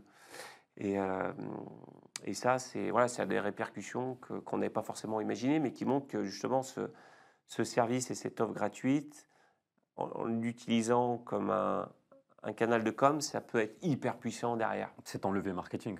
Numéro 1. Ok. Et ouais, parce que j'étais en train de me dire, votre façon de faire du market et de faire grossir la boîte, je me demandais, est-ce que c'est une méthodologie qui est réplicable, tu vois? Est-ce que demain, quand tu lanceras, Aucune idée. ouais, tu vois, C'est-à-dire qu'il faudrait prendre le temps de réfléchir. ouais, parce que c'est hyper dur de répliquer en fait cette viralité. C'est spécifique à l'univers dans lequel on est. Ouais, Ce que j'ai expliqué plusieurs fois, où nous, mais dès le début, on a fait ce choix en se disant, de toute façon, on n'a pas de budget dédié à la pub. trouver quelque chose. Il Ouais. faut trouver des choses, il faut essayer d'être malin. Et du coup, voilà, on s'est énormément posé, on a investi énormément de temps pour essayer d'être créatif et voir dans quelle mesure Où est-ce le qu'on marché peut sur aller? lequel on Ouais. était positionné et le logiciel qu'on était en train de développer allait nous permettre de faire. Et donc, voilà, les deux atouts, c'était de dire il y a des expéditeurs, des destinataires, et que quand on envoie des fichiers, c'est comme quand on prend l'ascenseur et qu'on monte au 10e étage, on est captif, entre guillemets, pendant 10 minutes dans une pièce qui fait 2 mètres carrés, quoi. Donc, il y a peut-être, ou comme le fait très bien aussi je ne sais plus si on peut appeler ça start-up, mais PME lyonnaise qui a développé des écrans Ah oui, publicitaires dans les dans les stations-service. stations-service. Ouais. Ok. Et du coup, vous faites Où tout c'est ça. pareil, c'est qu'on est captif quand Ouais. on met de l'essence dans ce véhicule et on est un peu parti en fait de ces idées-là et de se dire les gens vont être captifs pour voir, parce que nous on l'est, quand on envoie, on s'assure que l'envoi est bien en train de se faire ou le téléchargement est bien en train de se faire. Donc d'aller diffuser du contenu à valeur ajoutée, ça peut être impactant et nous permettre de se faire connaître. Donc oui, aujourd'hui, notre premier canal de com, C'est le votre service. communauté. Ouais. Et Et tout le reste, qui est nouveau, on vient enrichir ce dispositif autour de notre service. ouais. Quoi. Et du coup, ouais, parce que c'est hyper intéressant aussi avec votre stratégie de passer par le bas. C'est-à-dire que tu m'en parlais tout à l'heure, vous n'avez pas de sales à proprement parler aujourd'hui pour la partie enterprise ou pour la partie B2B, en gros. Une des particularités effectivement de Smash après 8 ans d'expérience, c'est qu'on est les 6 mêmes collaborateurs depuis le début. En fait, c'est ce que j'allais te dire. J'allais revenir. Et alors même si après c'est un peu... On est 6 collaborateurs, mais par contre on a fait le choix de travailler avec pas mal d'experts sur tout un tas Oui. de sujets, donc on se fait accompagner. Mais oui, c'est les 6 mêmes personnes qui sont là depuis le début, qui travaillent ensemble C'est fou. et qui travaillent sur l'évolution de ce, de ce projet-là. En fait, c'est très à la mode aujourd'hui, les équipes Lean. Tu sais, on parle beaucoup avec l'IA, on parle beaucoup de boîtes qui sont 4-5 et qui font des millions d'ARR, etc., parce qu'ils se font aider par l'IA, etc. Donc, tout le monde essaie de faire un peu ça aujourd'hui. Et c'est vrai que vous, ça a été votre. Ça Au a été début, à l'époque, il n'y avait pas l'IA. C'est sûr Ouais, c'est ça. qu'aujourd'hui, Non, mais ce que je veux dire, c'est que vous avez eu cet esprit-là de se dire, au fait, euh, il nous faut une équipe petite, soudée, et on prend après, je sais pas, j'ai n'importe quoi, market, SEO, etc. Bah, à ce moment-là, tu vas prendre des freelances. Mais le socle, lui, était petit et est resté, enfin petit, enfin, 6 personnes, mais pour ce que vous gérez, c'est quand même très peu. C'était quoi? C'était une stratégie dès le départ ou c'est vraiment arrivé avec le temps et tu t'es dit, au fait, moi, ces personnes-là, je suis bon pour aller faire 10 fois plus. Et tant qu'on n'a pas fait 10 fois plus, bah, on recrute personne. alors ça n'a jamais été un choix au début qui a été, entre guillemets, écrit. Ok. Ça s'est fait de manière naturelle. Après, oui, ça s'est fait de manière naturelle. C'est-à-dire que c'est peut-être aussi notre manière d'être tous ensemble, tous les 6, qui fait qu'on est bien, on est bien entre nous. Après, je ne sais pas si c'est bien ou pas bien. Probablement qu'à plusieurs, on pourrait faire plus. Et j'ai pas trop d'avis là-dessus. Je me pose pas trop de questions parce qu'aujourd'hui, on est tous les 6, on arrive à développer le projet, à prendre énormément de plaisir chacun dans notre quotidien parce que le projet évolue. Donc ça aussi, c'est une chance. C'est que parce que le projet évolue, notre quotidien évolue avec. Et on essaye de s'organiser à travers effectivement des process bien huilés pour faire en sorte que à peu on arrive à faire beaucoup. Mais ça n'a pas été un choix. Peut-être que ça va évoluer d'ailleurs.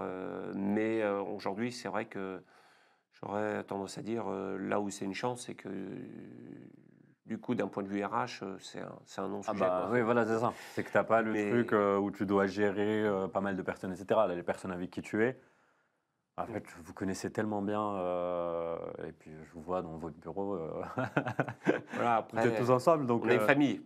oui, On oui. est, on est une famille. Après, voilà, est-ce que ça restera comme ça, honnêtement, je sais pas dire. Mais bon, on essaie. Après, il y a des moments voilà, et l'histoire fait qu'effectivement, avec l'émergence de l'IA, bah, ça peut être plus facile pour nous à travers des workflows et des process bien huilés, de faire en sorte que toute la partie opérationnelle qui peut peut-être nous prendre un peu de temps sur l'opérationnel répétitif, un peu de valeur ajoutée, puisse être fait à travers ces outils-là. Mais sinon, sur le reste, et ce qu'on veut essayer de faire, c'est d'essayer de garder la simplicité, la créativité. C'est ça qui nous permettra d'aller plus loin, ça c'est sûr. Donc il faut qu'on arrive à faire en sorte de y arriver, soit à travers effectivement des outils, ou soit peut-être en faisant grandir les équipes. Mais aujourd'hui, on n'en a pas le besoin. Et on a le sentiment qu'on en a encore beaucoup sous le pied, et qu'on peut encore faire beaucoup de choses, entre guillemets, Ok. Ouais, votre en l'état. frugalité et efficacité, en fait, vous avez une efficacité qui est impressionnante.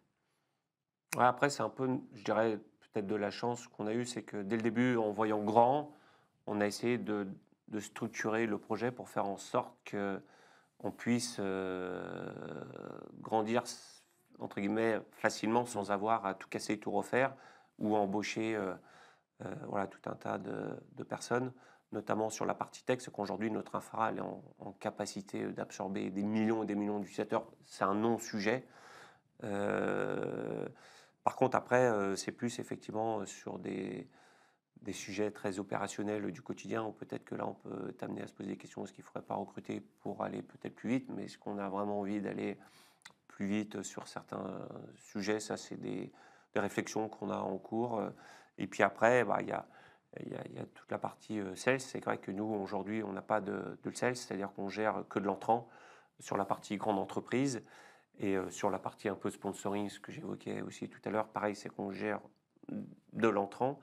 Euh, mais on pourrait se poser la question, est-ce Je ne que prendrais pas un sales qui irait faire de la un ou prospection. plusieurs CS qui iraient faire de la prospection et qui permettraient de développer. Après, est-ce qu'on en a envie? Est-ce qu'on a le savoir-faire? Est-ce que voilà, enfin là, il y a tout un tas de questions qui sont des questions plus stratégiques et des choix après derrière qu'on a envie de faire. Donc, Ok. c'est les bonnes questions voilà, qu'on peut être amené à se poser Ouais. en ce moment, parce qu'on a une croissance forte. Donc, ça nous amène à se poser ces questions-là. Et puis après, mais c'est des choix aussi. Après, ça dépend aussi de notre nature à nous tous en termes et d'envie de savoir ce qu'on a envie de faire et enfin, de là où on veut aller, tout en prenant énormément de plaisir Ouais. dans notre quotidien. Et c'est plus le plaisir qui nous anime, qui va nous emmener là où on souhaite aller. C'est qu'on veut continuer à être créatif et à prendre du plaisir dans ce qu'on fait, peu importe les sujets, que ce soit tech, marketing, commercial, la pure admin, ou sponsoring aussi, parce que sur la partie sponsoring, même si ça reste petit, de temps en temps on fait des collabs qui sont super et sur lesquels on prend énormément de plaisir à travailler avec les gens avec qui on monte des collaborations et des Ouais. partenariats. Ok. Et voilà, après, Parce qu'après, vous avez des investisseurs aussi. Donc, tout à fait. vous avez levé combien? Je sais pas si On a fait une seule levée de fonds en 2019 auprès de BA et un family office. Ok. On a fait une levée de fonds d'1,5 million et grâce à cette levée de fonds, voilà, on a pu arriver là où on en est, c'est-à-dire la rentabilité il y a presque 2 ans. Ok. Et puis maintenant, Et en plus, vous êtes voilà, on a rentable. toujours été sur une croissance. Après, c'est un choix un peu qu'on a fait, c'est qu'on est parti sur un choix de croissance rentable. Ce qu'on choisit, c'est la croissance pour atteindre de la rentabilité. C'est aussi pour ça qu'on n'a pas investi et à recruter. On a essayé de recruter vraiment là où il y avait de la valeur. Et voilà, donc Mais tu es le gendre idéal. après, Croissance rentable, une seule levée, petite équipe, marché présent dans le monde entier, pas trop de budget marketing. C'est ouais, quand même. bon, aujourd'hui on arrive. Alors voilà, ça fait 8 ans quand même qu'on existe, donc il faut quand même. Bien sûr. Ah bah Ça oui, se oui. fait pas. Ah non, non, mais je dis pas que. Ça se fait Mais pas comme ça. Donc il y a des hauts, des bas en permanence et ouais. continue à en avoir. Et puis après, ce qui est intéressant, c'est que c'est des nouvelles questions qui se posent et des nouveaux choix à faire. Et c'est ça qui est. Mais ce qui est cool, c'est que vous n'avez pas captivant. la pression de vos investisseurs pour le coup. Parce que je Non, suppose on a que la chez des chance. BA et On a Family toujours. Office, c'est plutôt du long terme. Oui, et puis on a toujours eu leur confiance. On a toujours eu la chance d'avoir une croissance qui était forte au début, linéaire, et puis de nouveau très forte. Et donc ça, c'est des indicateurs qui nous sont favorables et qui nous permettent voilà, d'avoir leur confiance. Donc ça, c'est vrai qu'on a de la chance d'avoir ces actionnaires-là voilà, Ok. qui nous font confiance et qui nous permettent de garder une très grande liberté dans Hmm. les choix qu'on fait et la manière dont on avance. Donc Ouais. ça, c'est... Et quand vous avez levé, quand vous êtes allé voir, enfin, je suppose que vous avez vous allez voir plein d'investisseurs, etc. Ils vous disaient pas, mais au fait, vous êtes fou de vous lancer dans ça. Enfin, comment vous avez convaincu les La levée de investisseurs que fonds vous a avez été aujourd'hui? difficile. Ouais. Alors après, elle a été difficile. On nous avait prévenu en amont que ça allait être difficile.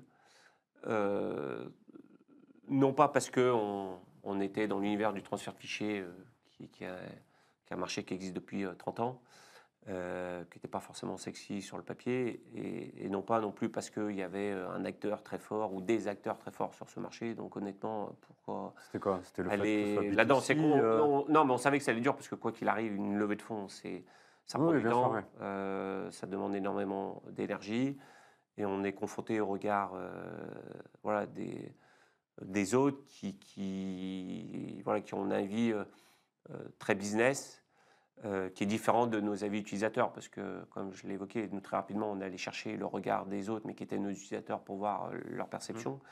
Mais c'était quand même différent. Donc c'était quand même enrichissant de pouvoir échanger avec eux dans le cadre de cette levée de fonds pour aller lever l'argent. Mais oui, ça a été dur. Ça a été dur. Ça a pris du temps. Et effectivement, on s'est rendu compte que de faire du transfert de fichiers, c'était pas sexy. On était plus à l'époque sur des sujets en lien avec la blockchain où c'était vraiment le Ok. sujet à la mode. Même s'il y avait beaucoup de SaaS aussi, hein, donc d'être dans le SaaS, c'était bien avec un business model Récurrent. récurrent pour générer voilà, des revenus récurrents sur un marché mondial, ça plaisait. Mais voilà, d'être sur un marché de transfert de fichiers peu sexy, où les gens avaient, enfin, les personnes à qui on a présenté le projet avaient du mal aussi à percevoir euh, la valeur de ces typologies de services par rapport au collaboratif sur lequel il y a des acteurs très forts comme Google, Mm. avec Google Drive, avec Microsoft avec OneDrive et Dropbox et autres.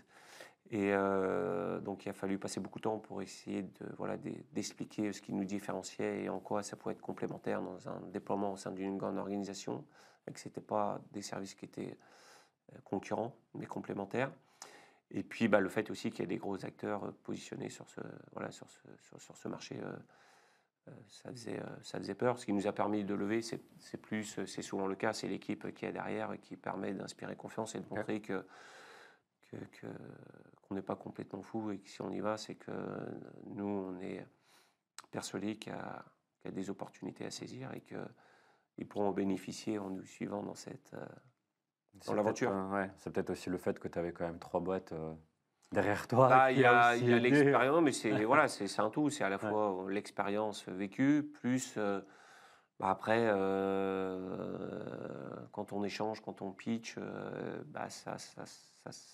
ça se ressent aussi l'envie qui est derrière et la stratégie aussi. Hein. C'est important de montrer qu'il y a une stratégie derrière tout ça et que derrière, on va être en capacité de l'exécuter au mieux, même si c'est sûr qu'on est assez loin de quand même ce qu'on avait présenté il y a maintenant un peu plus de 6 ans à nos actionnaires. Mais voilà, ça suit son cours.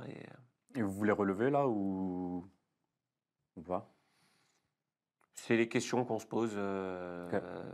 C'est les questions qu'on se pose. Est-ce qu'on lève, est-ce qu'on lève pas Aujourd'hui, on a ces chances de pouvoir se poser tout un tas de questions et de pouvoir En plus, vous êtes faire des libre choix. parce que vous êtes rentable. Et ça, c'est incroyable. On est libre, on est rentable, on a une forte croissance. Donc oui, il y a le choix des possibles. Après, maintenant, il faut se poser des questions et essayer de faire des choix et ça, c'est une chance. De se En tout cas, retrouver dans une franchement, situation. bravo. C'est très impressionnant. Impressionnant, je ne sais pas, mais en tout cas, voilà, on suit notre aventure. C'est quand même très impressionnant. Quand on voit aujourd'hui la difficulté après, il faut une part de chance. de faire ce que vous faites. Ouais, mais bon, la chance, c'est...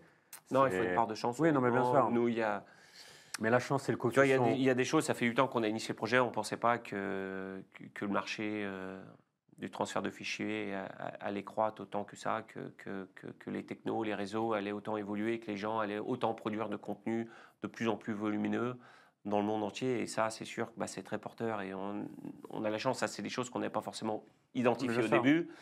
L'IA est une opportunité de marché très forte pour nous, parce qu'il y a de plus en plus de gens qui produisent des contenus, qui n'étaient pas forcément des gens qui produisaient des contenus dans le passé volumineux, qui maintenant produisent des contenus volumineux à travers l'IA, et donc ils ont besoin de les transporter à un moment ou à un autre, ces fichiers-là, et de les partager. Donc nous, on est cette brique qui permet de le faire, et ça, c'est une chance. Et puis après, en 8 ans, le marché, il a évolué. Des acteurs comme WeTransfer ont évolué et nous, ça nous a ouvert des nouvelles opportunités et on essaye de les saisir en étant là, en commençant à avoir un peu de notoriété et ça nous ouvre des nouvelles opportunités. Et ça, il faut avoir un peu de chance quand même. Non, mais bien sûr, mais la chance, c'est le coefficient multiplicateur, tu vois. Mais il faut qu'il y ait une base. Solide, et vous avez réussi quand même à construire une base très solide dès le départ avec une communauté qui vous suit et qui vous adore.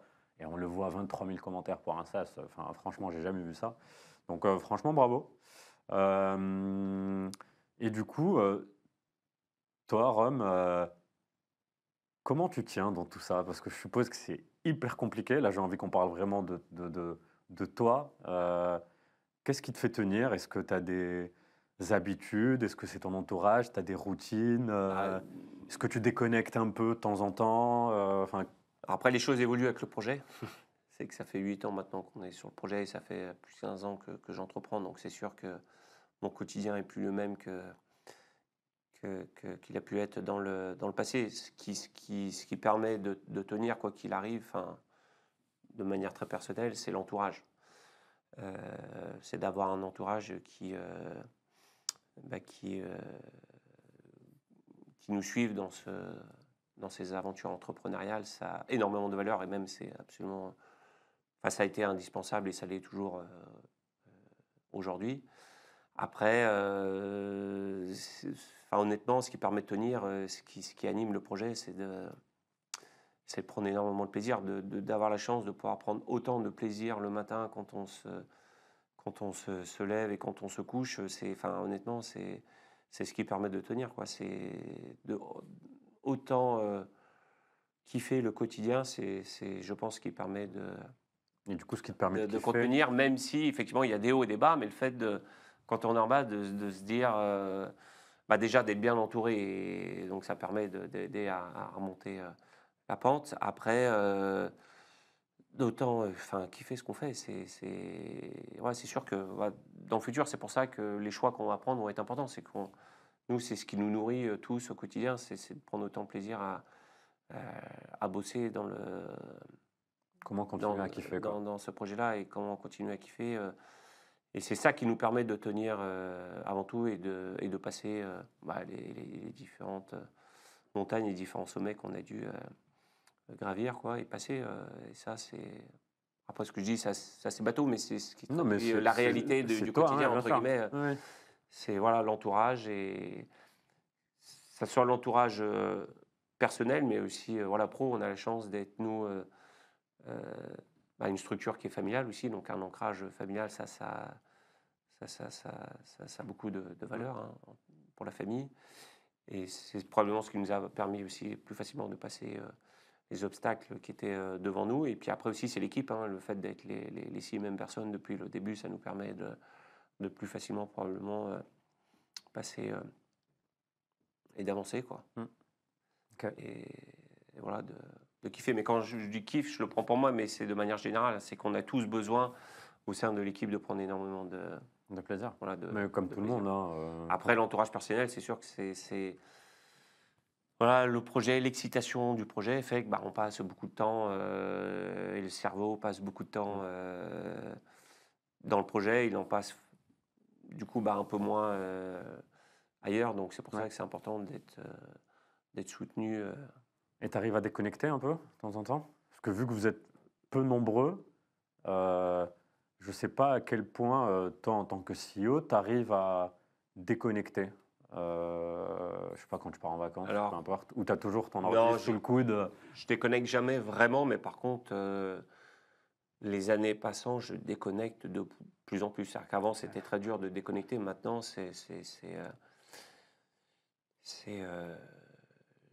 je reste connecté parce que voilà, ça me fait plaisir voilà, mais ça reste très light entre guillemets. Je prends beaucoup plus de vacances que dans le passé. Et quand je prends des vacances, j'ai le cerveau qui est déconnecté, et même au-delà de ça, dans mon quotidien, je passe des bien meilleures nuits que dans le passé, quoi.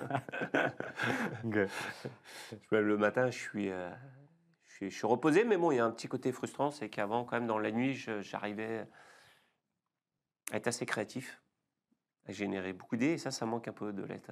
C'est quoi? C'est ouvrir les yeux à 4 heures du mat et noter Voilà, un truc sur exactement, son de noter des téléphone? trucs sur mon téléphone, et ça arrive plus, ça me manque un peu de temps en temps. Bah, mets-toi un petit Alors que réveil. non, parce qu'il faut que ça se fasse de manière naturelle, mais Oui. après, c'est des moments à travers, comme tu évoquais, le sport, aussi, qui sont des moments, notamment des sports individuels, qui permettent d'avoir du temps pour réfléchir et essayer d'être créatif. Parce que tu cours beaucoup, tu fais pas mal de montagnes. Et pas mal de sports nature, que ce soit la course Ouais. ou du vélo. Et puis après aussi les sports co, je fais beaucoup, permettent de Tu fais quoi, foot, toi? foot, beaucoup, et aussi voilà, tennis, qui Ah oui, bah sont à oui, la c'est vrai. fois des Ah oui, oui. sports... Après tennis, en majorité, t'es en individuel. bah, pas que, c'est que je fais quand même beaucoup de doubles avec des potes, donc Ok. ça reste des collectifs. Voilà, mais non, de lier à la fois comme la course à pied, hein, je cours très rarement tout seul, c'est beaucoup avec, voilà, avec des potes. Donc, Mm.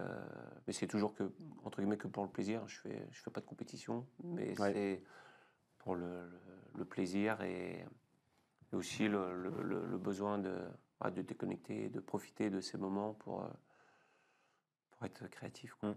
Mais toi, tu es un vrai, parce que tu n'as pas Strava.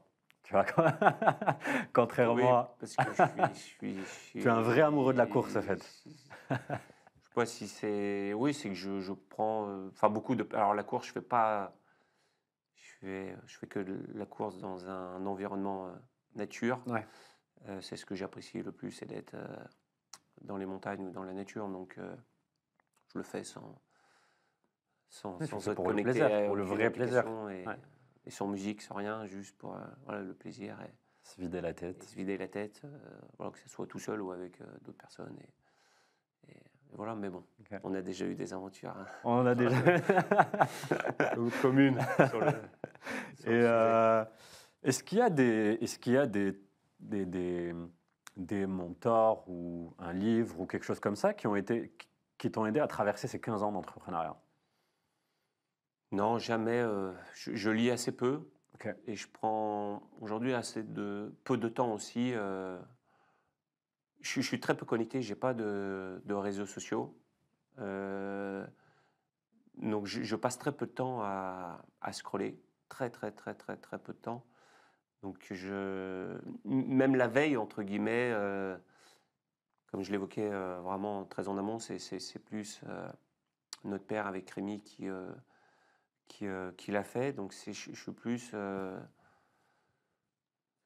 dans la génération de créativité à travers les expériences et le partage que je peux avoir avec des gens que je rencontre dans mon quotidien. Donc c'est vrai que tu l'as évoqué très brièvement à un moment, mais nous on a fait connaissance au sein du Hachette, Mm. qui est le lieu totem entre guillemets de la French Tech sur la métropole et la région Auvergne-Rhône-Alpes. Et Smash, on est toujours là-bas. Oui. C'est un choix. Vous êtes là-bas depuis le début d'ailleurs. Depuis le début. Ouais. C'est un choix qu'on a fait de pouvoir être. Et c'est un choix collectif, hein, c'est vraiment tous les six, on apprécie être là-bas parce qu'on est dans le partage quotidien avec des porteurs de projets, avec des gens qui sont hyper créatifs. Et ça nous anime. Ça nous anime. Et c'est ça qui m'anime aujourd'hui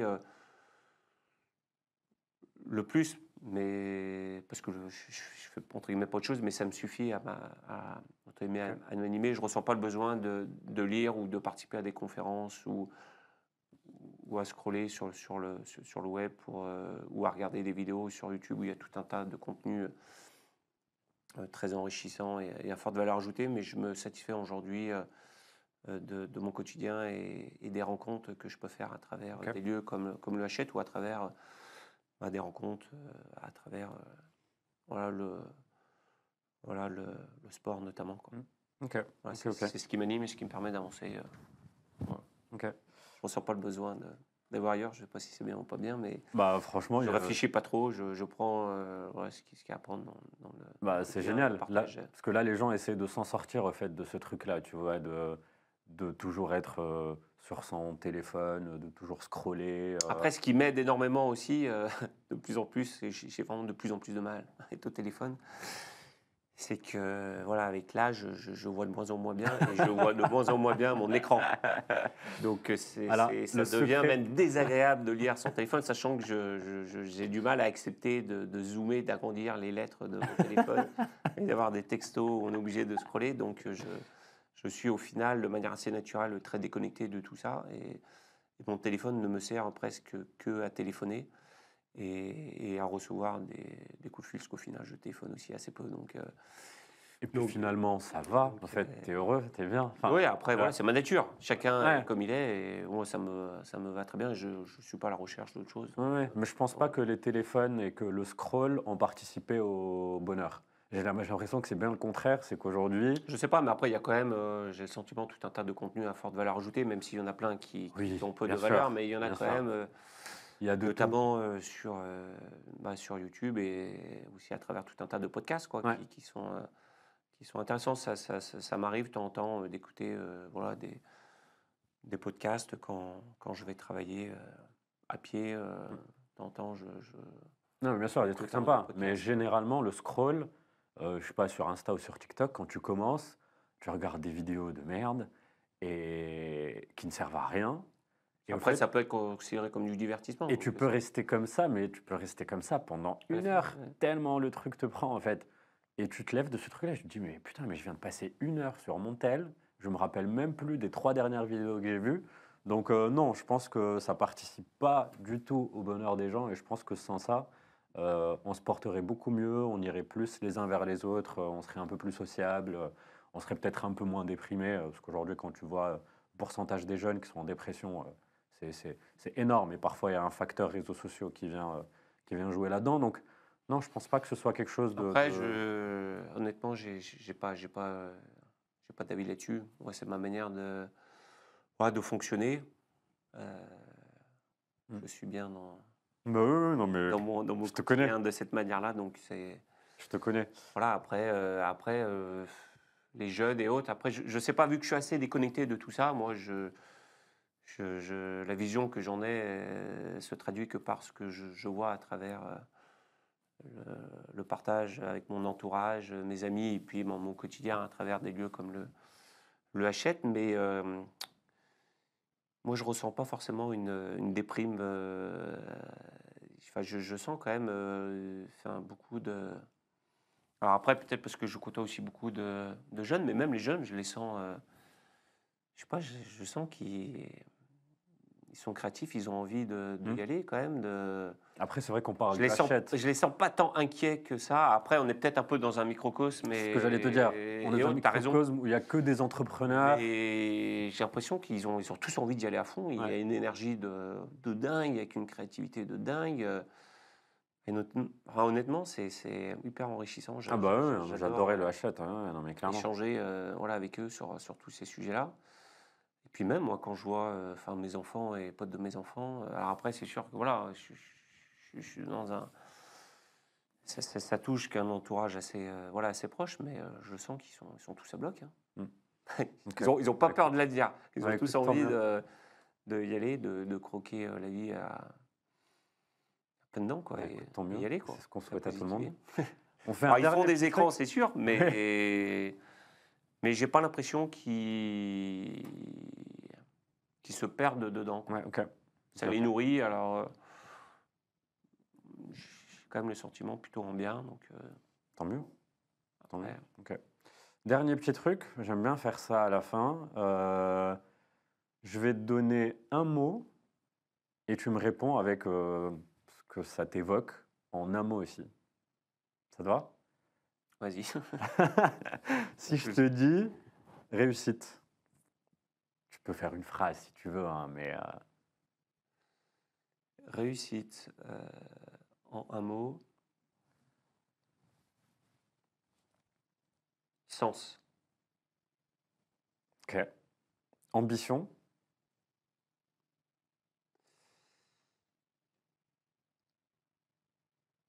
impact, OK. Je pensais que tu allais me dire, valeur.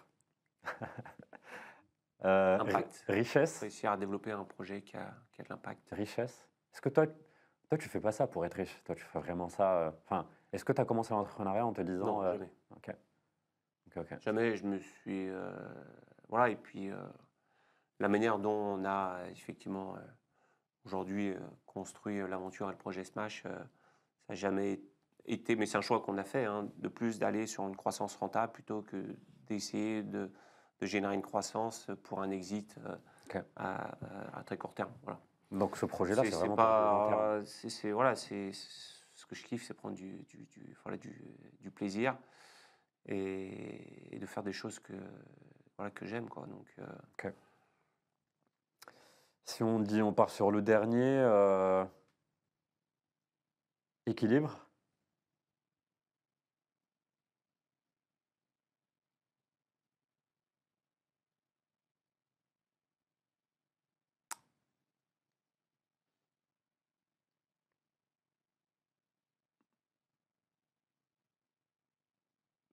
famille, Ok, ok. Parce que c'est vrai que tu arrives à avoir un équilibre, toi, ou tu es vraiment un gars des, on va dire, des extrémités? Euh, Ça évolue avec le temps. C'était difficile au début d'avoir un équilibre. Ça l'est de plus en plus. Ok. Parce que enfin, tu sens que tu en as besoin? Je pense que oui, mais j'en ai toujours eu besoin, mais c'est difficile quand même de trouver le bon équilibre. Mais avec l'évolution du projet, j'ai un équilibre qui est différent de ce que je pouvais avoir dans le passé, quoi. Ok. Et mais ça fait du bien. Ça fait même beaucoup de bien. Ok. Qu'est-ce qu'on peut souhaiter à ce match, là, sur les... Allez, c'est quoi l'ambition sur les 5 prochaines années? Après, c'est la même qu'au début, hein, elle est assez intacte, hein. C'est honnêtement de devenir un acteur majeur du transfert de fichiers, que ce soit sur le marché européen ou même mondial, d'être voilà, un acteur qui compte sur ce marché-là et qui compte à travers les valeurs qu'on a essayé de mettre en place dès le début, d'être un service qui se veut extrêmement simple, fiable, performant, sécurisé et éthique. Ok, ok, ok. Bah, super, on va finir sur ça. Si on y arrive, Merci beaucoup, merci Rome, Yas d'avoir pour accepté. cet échange. Merci à tous.